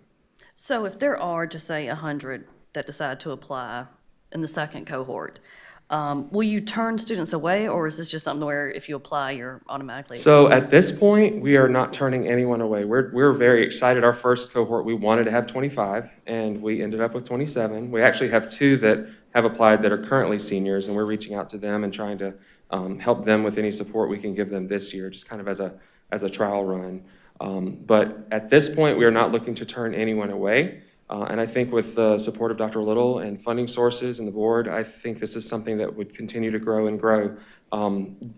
Judging by the amount, we're going to have obviously some students that graduate out, so those slots will be filled. So we're just going to have to kind of monitor and adjust, but this is supposed to be an inclusive, not exclusive strategy. Okay. And I have an idea as well. Absolutely. I know, just as a former bus driver, there were a lot, and this may be, when you reach the younger grades, but a lot of bus drivers have younger children, and they, get on the bus at 5:30 in the morning with their parents, and, back on the bus at 2 o'clock in the afternoon. They don't get off till, 4:30, whatever. A good way to reach some of those kids, because a lot of bus drivers have 2 jobs, they may get off in the afternoon and go somewhere else, is the kids of the bus drivers, instead of putting them on the bus for 2.5 hours in the afternoon, is to have some kind of outreach program, tutoring, something like that in the afternoons. Okay. Absolutely. And again, we'll monitor and adjust, and we really want to learn from this first cohort. It's been really exciting to plan this and to kind of put names and faces with the program. So thank you all for offering me the opportunity to share. Mr. Robertson, thank you very much. And again, this idea was about, I think, 2.5 years in the making. I'm looking at Ms. Gaskins and Albert, and to see it coming to fruition, I'm as excited about this opportunity as anything we've done. Very exciting steps. Thank you for that work. All right, Ms. Gaskins, do you have anything else for us? Questions that you may have sort of overarching about our portfolio process. All right, That's it for thank me, you very Dr. Little. much. All right, Mr. Howard Bissell, he is hiding someplace, I think in the back. I wanted Mr. Bissell to show up today and give us a preview of LULA for the 21-22 school year. That seems strange to say, but that's what we're wanting to do. So thank you, Mr. Howard. Thank you, Dr. Little, Madam Chair, members of the board. Thank you all for the opportunity to share an update on the status of LULA this evening and a forecast of the upcoming school year. I'd like to start by taking a moment to give a shout out to our teachers this year who have adapted and grown both professionally and personally to provide a different kind of learning experience for their students. It might be a little hard to see here in the picture, but I showed an example of how a teacher is recognizing the importance of building a sense of community online and in the virtual environment over there as, the beginning weeks of school and developing a class motto and establishing connections. And then even on the right there, a picture of a teacher doing a read aloud to her students, even from within a Zoom meeting to make those connections. Our teachers have learned how to do their jobs differently while keeping the well-being of our students front and center. I couldn't be more proud of the collective effort that's taken place over the course of this year and the ability of our teachers, counselors, administrators, and staff alike who've gone above and beyond creating ways for families and students to stay connected and engaged with their school through special pickup days, home visits, and making sure that family needs are met. We have teachers who have created virtual art galleries, virtual sites to write to authentic audiences. They've just completely changed their job and the way that they connect with students. We've got librarians who have figured out ways to get books into the hands of virtual learners, digital learning coaches who have supported teachers in transforming their curriculum into engaging lessons and even created ways for student work to be displayed in virtual hallways. Even counselors advising students virtually through regularly scheduled conferences. Our teachers, counselors, and administrators, they don't just show up every day to keep a job, they show up to invest themselves in the lives of our students and their growth both academically and as human beings. And that's regardless of the modality or environment that they're interacting with them. And so I think that's worthy of recognition, and I appreciate you letting me take a moment to recognize their efforts this year.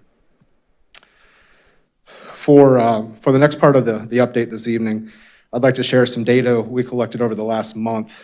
On this slide, I'll walk you through it. I'm showing data collected from semester 1 LULA parents that we surveyed in January. I think it's important here to highlight that the majority of parents responding either agreed or strongly agreed with the areas that we identified as important for our students in their new and learning environment during the first semester. And those areas are timely and responsive communication from both teachers and schools with parents and students, the factor of building positive relationships between the teacher and the online, or the students learning online, and then student access to support, in both academic support and non-academic support.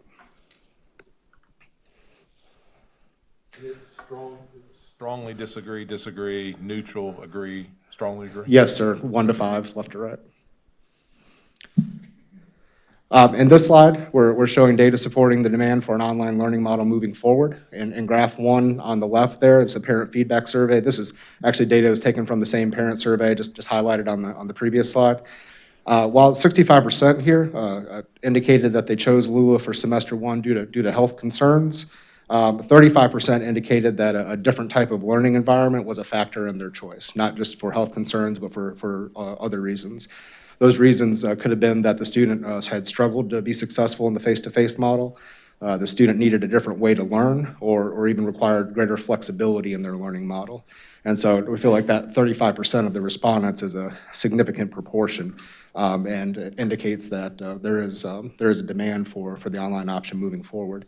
In the second graph on the right there, this was a survey that our communications department shared with right around 21,000 parents. And the bar graph on the right shows the number of parents indicating that they would choose LULA for the 21-22 school year. Roughly, 300 middle school parents and roughly about 400. So that about 6,100 responses comprise about 30% of the parents surveyed here. So the results from that segment of the population showed that parents of 300 middle school students and about 400 high school students would choose LULA if, in fact, COVID were not a concern in the fall. And that's the way that the survey was framed. Not in a pandemic situation, but if there were no pandemic to be considered at that point. And so, although this snapshot shows lower numbers than what our current enrollment is in LULA, it does indicate that there's a demand for LULA next year. And not only is there a local demand for an online learning option, but online learning has really become an expectation now in business, industry, and even higher education. Continues to be an important tool for on-the-job training. And students with the opportunity to experience LULA, they're going to have a foundational learning experience to draw upon later in life, regardless of what that situation may be. And so for the last part of the update this evening, I'd like to give you an idea of what LULA will look like next year and the next steps we'll be taking as a system to get there. We aim to provide students with the opportunity to learn in a different type of environment while maintaining a balanced approach to both academic achievement and power skills as well. Particularly just by the nature of being an online student, students are exposed to the opportunity and the conditions to grow in perseverance and integrity.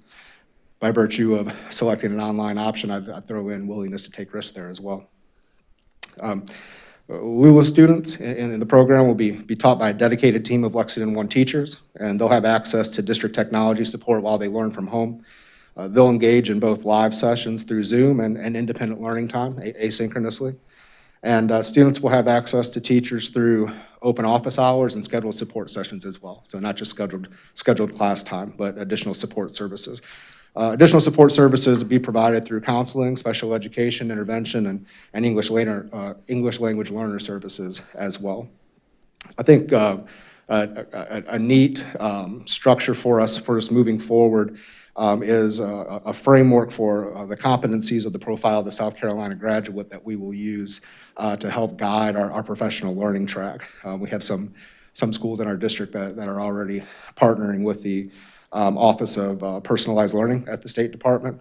And our initial focus will be on supporting students to learn independently and support their ability to plan a weekly schedule, self-monitor their progress, and make data-driven decisions for themselves to give them some self-actualization, the ability to self-regulate themselves and manage themselves in that virtual environment.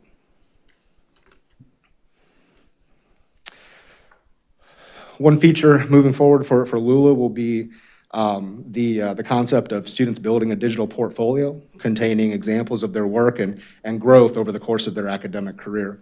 And so this is where we mix academic content with power skills. This provides students with a structure for reflection, as well as an opportunity to create, and think critically, problem solve, and communicate with an authentic audience. We want to make sure that we weave in concepts like digital literacy and media literacy throughout the curriculum so that we give students a relevant skill set in addition to just the content knowledge that they're learning and the academic success that they experience.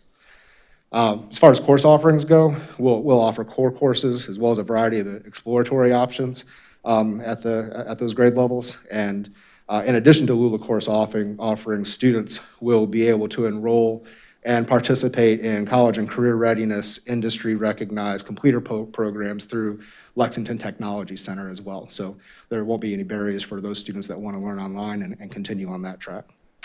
Dual enrollment options will be available for high school LULA students. We began those discussions just recently with Mr. Baskett, and we're looking through the options that are available for our LULA students to earn dual credit.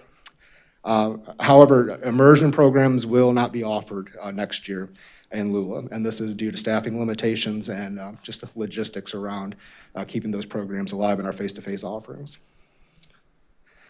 LULA students will still have the opportunity to participate in extracurricular activities with the school in which they are zoned. Another important point for us to highlight, even though that they will be exclusively learning online, they will still maintain the connection in that way back to their home school for athletics and extracurriculars. So one change that you'll notice in LULA in the upcoming year is that it'll function independently of the other schools in our district. You heard Mr. Hardy earlier talking a lot about the online program at the middle school level and how we brought some schools together to help staff it and support the students in the online option. And this year, that'll look a little different moving forward. So this means that students who enroll in LULA will be considered LULA students and will be taught by teachers dedicated to LULA courses and programs. And so one thing that we've learned for sure this year is that it's critical to establish consistency in communication, consistency in procedures among teachers, administrators, and students across the entire district and 31 schools. And so staffing a separate program will help us to address that need for consistency. And so this here is really, it's a projection and a staffing formula that can be used in response to the actual number of students who enroll in LULA for next year. So just a projection.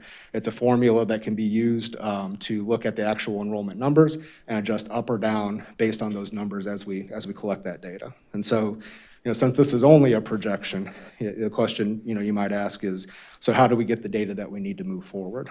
And so I'll explain to you what we see as a pretty aggressive timeline over the next few weeks for accomplishing that. But we feel by opening the opportunities for families to reserve a spot in LULA for the 21-22 school year as soon as this week, while we simultaneously open the opportunity for internal teachers to submit a request for LULA teaching positions, we'll have the data that we need to conduct staffing conversations with schools in March, or rather we'll have the data that we need to hand over to HR so that they can continue on with those staffing discussions throughout March. And so The goal is to recognize the staffing needs for LULA based on student enrollment, and then determine the impact the changes in school enrollments will have on school staffing allocations. And so early staffing decisions are critical to the work that have to happen and that must happen in this spring. The months through the end of March and April and May into the summer and planning for next year. And so we want to get people in place so that planning and implementation can stay on track for the fall. And that concludes my update this evening. I'd be happy to answer any questions. Okay, I have a few questions. So where are the teachers going, since they're going to be just LULA teachers, where will they be housed? Like, where will they work from?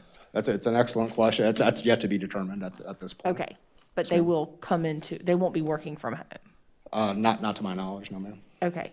And so earlier, the White Knoll Middle principal was talking about some of the students that were in LULA just weren't doing their work. Is there going to be any accountability that the district can have that says, if you're not doing your work this way, you're coming back face to face? Yes, ma'am. And in a lot of ways, that's happened already this second semester. Our schools and administrative teams and teachers have done just a truly amazing job at providing outreach to students who have been what we call chronically disengaged, and have had tremendous success with some of them, and some of them it's not budgeting, it's not going anywhere. And so we've collected a good bit of data on students over the course of this year, and also will hold some very clear expectations for enrollment coming up next year. And we'd like to put a framework around their engagement and participation to continue in the program. Okay, and clarifying, we're not offering this for elementary? That's correct. Okay, and I know our teachers are district employees, but you're opening this up and they can choose if they want to teach LULA.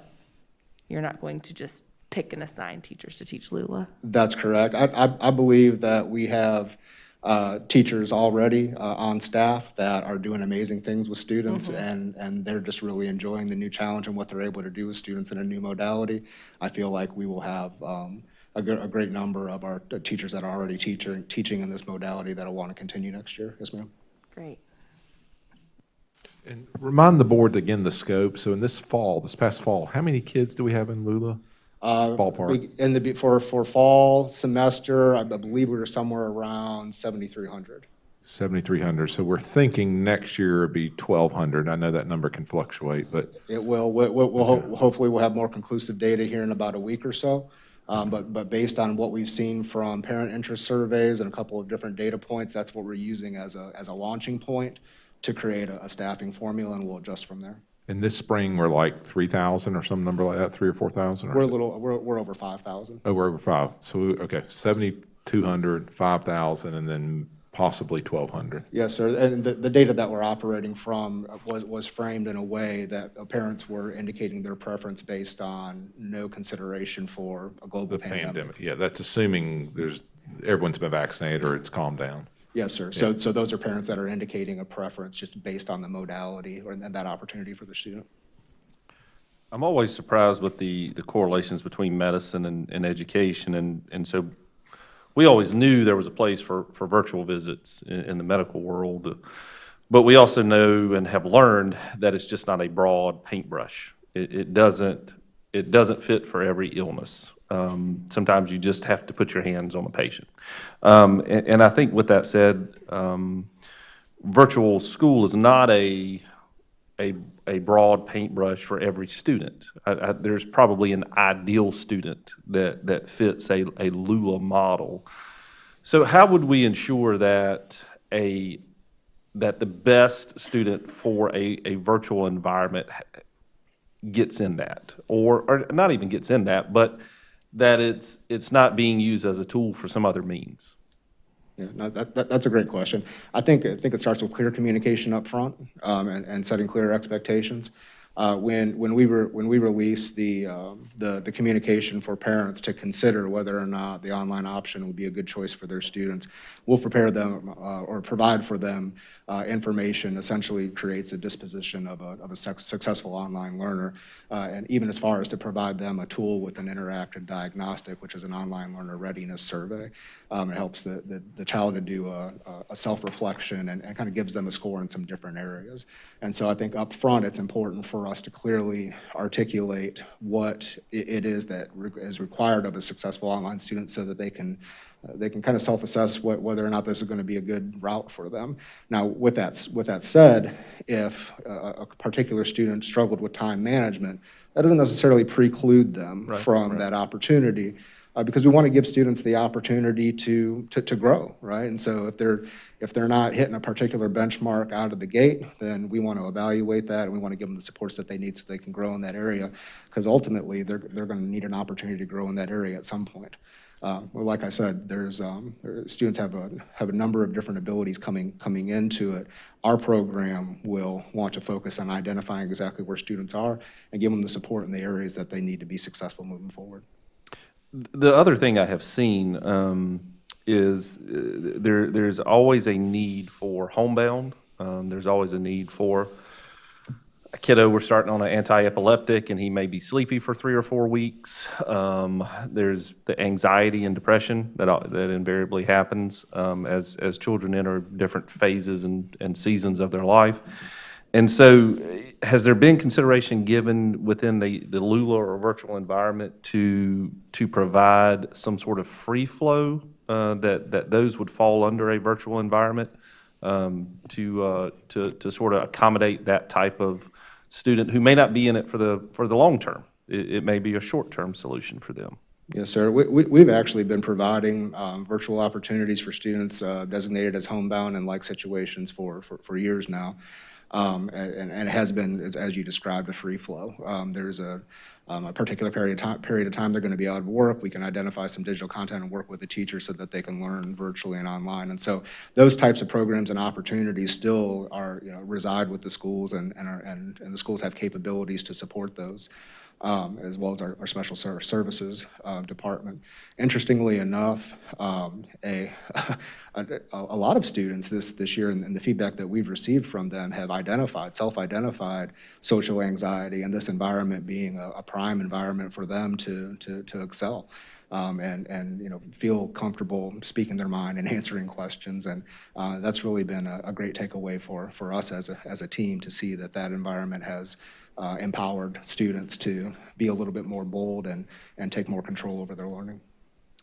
And my last question, I assume with the creation of essentially a school, what we would put somewhere between a middle and a high school, would we have associated support staff? Would we have associated administrators, a counselor, those kind of things? Or would those be incorporated as a part of other administrators and counselors at other schools? Or would it be dedicated LULA? Yeah, or is that to be answered? It could just be to be answered. Yeah, I feel like the specifics of that is to be answered. We know that we need to start with teachers first, and we know that we have teachers that are excited, or not only willing, but excited to teach in that environment. We do know that one of the challenges that we faced this year was being spread out across an entire district, and a dedicated staff would be very helpful. Thank you. Thank you. Mr. Biscoe, I wanted to mention, so my son is a 10th grader, and he did LULA in the fall, and we mutually decided that he should probably go back to the hybrid this spring. And 15-year-olds are not known for being introspective, but he even mentioned on his own last week about talking about being back in school, and he said, I really feel like doing virtual in the fall made me a better. He said, I've managed my time better. I feel like I take better notes in class, and so he even feels like there was a learning benefit from his time in LULA. It kind of honed some skills that were not really his strength. So I think we're seeing unexpected positives come out of his LULA experience. So that's excellent. Students oftentimes just need the conditions to grow, the opportunity. This is Jada. I just have a question. You mentioned earlier that this will function independently of the district next year. How does that change from what's currently taking place? As in, kids have been allowed to go back and forth between LULA and face-to-face? So I think my intention was to say that LULA will function independently of the schools as a separate entity, like a separate program. And so that means that we intend for the teachers not to be living in both worlds, in a classroom teaching face-to-face at White Knoll Middle School, and then also teaching online sections for LULA. But, we would, parents and students that are signing up for this option are committing to that option for the year. Okay, thank you for clarifying. All right, thank you very much, sir. You'll note that we also put the operations update earlier on, so Mr. Salters wouldn't have to go at the very end. But we also have Mr. Casey Calhoun, one of our great middle school principals. Been middle school heavy tonight on our presentation, so we're excited about that.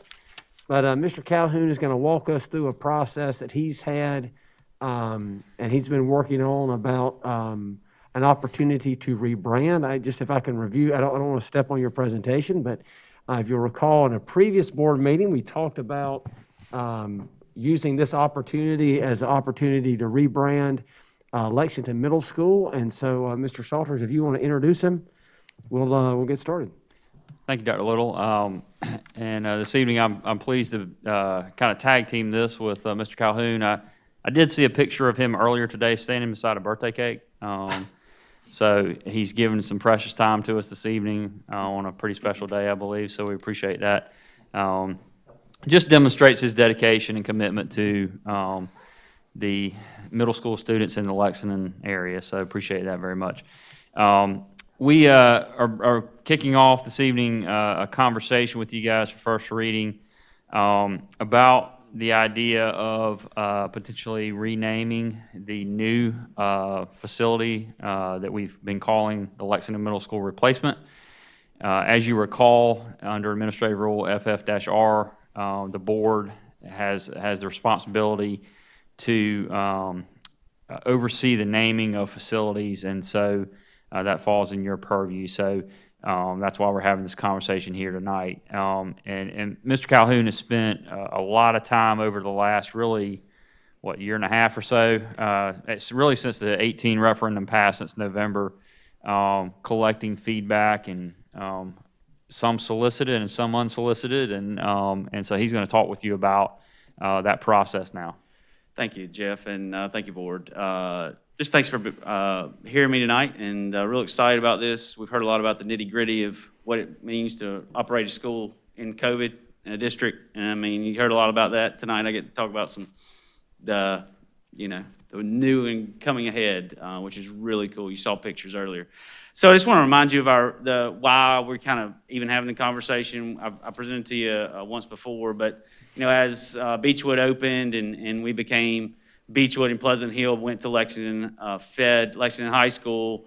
All of a sudden, Lexington Middle and Meadow Glen Middle, now solely feed, outside of those special exceptions, solely feed River Bluff High School.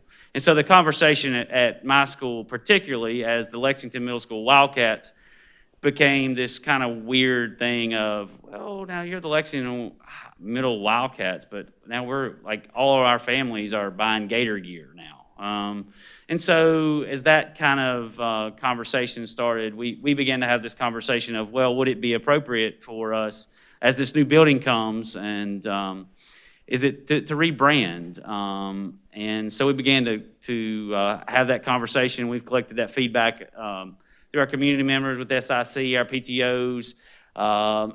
Really, I get that a lot. I tell you where a lot of that feedback comes from is when I'm at athletic events, which happens, all the time, and parents are coming in and, they do give me that unsolicited feedback around, hey, really looking forward to you moving forward that process and that kind of thing. But we certainly gathered it other ways too. Students and our student families, and as well as we did that through that sixth grade that might we will probably get into the building, and then obviously have had this conversation with our staff. And the majority of our feedback here And I said before, about 80% support a new vision and brand for the Lexington Middle School. Support us moving forward with a new name and a new, we've kind of recently gone through kind of a revisioning process to align our vision statement with the districts and that process. So it's just an opportunity for a lot of new and a refresh at Lexington Middle. Some takeaways that we have seen from this that I really want to mention to you guys is at every step of the process, I hear about the honoring of the history of Lexington Middle / Lexington High and what that building has meant. And Lexington Middle has meant to so many different people. Every group that we talk to absolutely believes that how do you honor that history while recognizing the fact that we kind of want to rebrand that. And so Matt Warren and I have had plenty of conversations so far about things that we're going to what are the things on campus that we need to honor in history? There's a tree that was planted for a student there at one time. There's a couple other little pieces. They're just things that we have identified that say, hey, this is a part of the history of this school, this building in our district. So let's make sure we honor that as we do move forward. Mr. Calhoun, I'm pretty sure yes. there's a portable that was there when I was in 7th grade. So if you could keep that portable as well, so. Yeah. We might need it at Pleasant Hill Elementary, just say. So anyway, that was just a big part. And so as we have begun this process, figuring out how to maybe as we do rebrand and think about that is incorporating the history into who we are has been certainly a big part of our conversation. Kind of researching the area, this was kind of out of my purview into Mr. Warren and Mr. Salters and kind of asking Lexington County historians and that kind of thing. We really, I know, and I think it was Centerville, there was some usage of some history and old school and that kind of thing. So I think that was it just wasn't anything significant for the property, for the right, specifically for where we were that we could see would be worth, hey, we really need to use this as a part of our process. So that was something I did want to mention. And then, so from there, we began to, obviously, if you're going to ask for feedback, you need to ask people, the stakeholders, give us some feedback on what names could possibly be and what do you think? And as we began to do that, we kind of developed 4 names that we came about.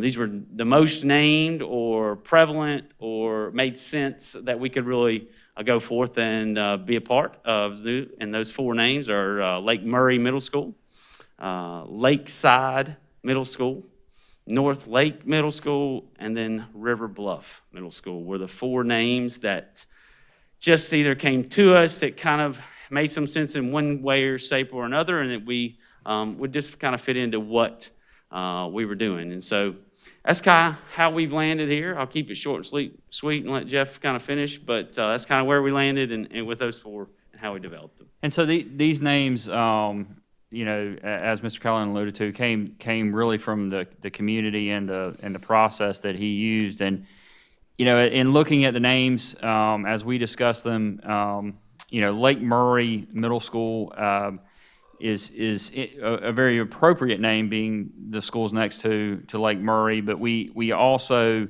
have situations now where we end up naming a school tied to an elementary school and or vice versa to a high school. And then we go to rezone at some point down the road, and that kind of creates some consternation among the community in that area. So we've kind of gone to the idea over the last few years that letting each school kind of stand on their own with their own brand and their own name. So we kind of shied away from Lake Murray and from River Bluff, obviously for the same kinds of reasons. And so, tonight for first reading, obviously this is a lot of feedback that we'll have with you guys over the next month, and then have some discussion again for second reading when, if you choose to move forward with this. We're proposing Lakeside Middle School as the name of the school. This happens to be an early rendering of the facility. And I think, Mr. Collin, you want to speak about the LMS? And this was another piece that we've really talked about, that this would give us this cool connection to, that we're changing names and that kind of thing. If you move forward with this, it would keep us as LMS. And I think people in our building and our community can see a need for that, but really it keeps a connection I think would be strong. I think that'll solve a lot of problems too. Yes, sir. So that's what we're proposing tonight as a first reading. Obviously, the new facility would bring with it some new athletic colors as we rebrand and a new mascot, which would go through a process we've used with community input and student, staff, parent input as well. And that would be down the road. And so we offer this name to you this evening, and look forward to any feedback or conversation you guys would have with this prior to next month's meeting. Happy to answer any questions for you. That's actually pretty interesting. I was thinking y'all were going to go with, and the community would go with River Bluff, but I see now why you would shy away from that because of rezoning and different things like that. But there actually is a pretty good tie between Lakeside and River Bluff. I mean, there's if you think about just the orientation of how it would look. So, well, that's interesting. And the LMS tie is really neat. And Emery and I actually were in the same portable, and it is still there.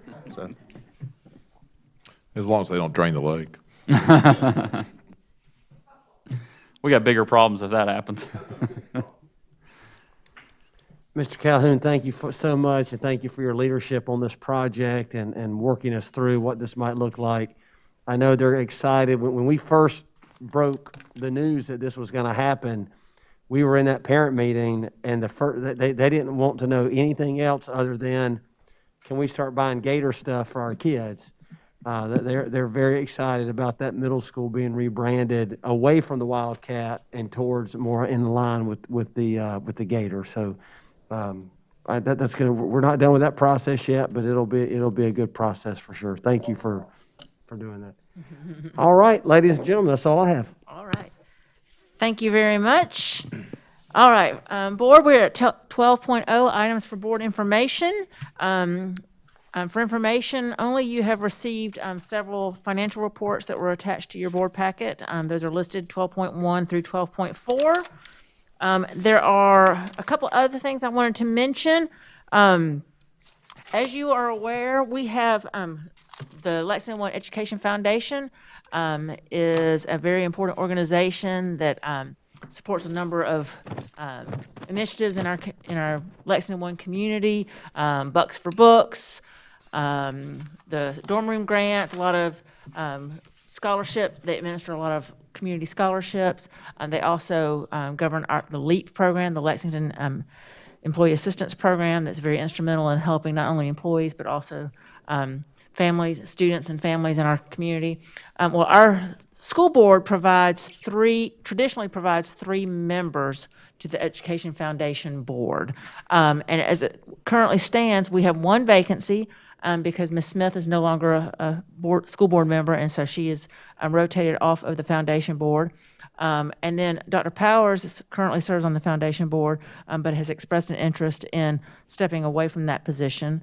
And I'm currently serving on the foundation board. And I'm happy to continue serving, but if there are three members of the current board that would like to serve on the foundation board, please let me know. We do have three positions to fill. And so just let me know and we can talk about that. The next meeting of the foundation board is March 18th at 5 o'clock. They do very good work. It's a great organization. There are a lot of community members. They're really an instrumental ambassador to our community with all the partnerships. Other board members are the plant manager at Michelin and local physicians and other folks that are real kind of influencers in our community. So it's a great board to serve on, and it does really good work. So if you are interested in serving on that, we get to designate three members, and just let me know and we'll talk about that further. A couple other things just want to mention. As you probably made note, some of you are wearing your mask. The first week of February was National School Counseling Week. February is also Career Technical Education Month. And I wanted to mention, it's been a year now since we have had any of our recognitions in our board meetings, but I hope that y'all are taking time to read and look at social media because our communications department is doing a really good job of publishing Because even though we've not recognized them, our students and staff and schools have gotten all kinds of awards. And so just encourage the community and our board to read those and just be aware of the amazing work that's happening every day at every level of our district. Madam Chair, I ran into Owen Oxner's dad the other day at lunch and told him it just hadn't been the same school year without him to get an award at every meeting. Yeah, well, we had some repeat appearances from some real high achievers. And then finally, Board, you probably received an email the last week, but the annual education celebration, the foundation-supported Celebration of Excellence in Education banquet that we have that recognizes the top 10% of each of the graduating classes at our 5 high schools, as well as from LTC. That is usually a very large banquet, but this year, because of social distancing and all the other kind of protocols that we're following, they have reworked that, and it's going to be done at each school, and they're going to film it and post it on our district's YouTube site. So just if you have an opportunity to watch that, it's a really nice recognition for those students that have worked really hard. They're going to get a little goodie bag, and it's a really nice program. So be sure to check that out when those get posted. Are there any other announcements from anyone? No? All right. Do I hear a motion to adjourn the meeting? Madam Chair, I move that we adjourn. Thank you. Is there a second? Second. Thank you, Mr. Oswald. All in favor, please stand up. Thank you very much, everybody.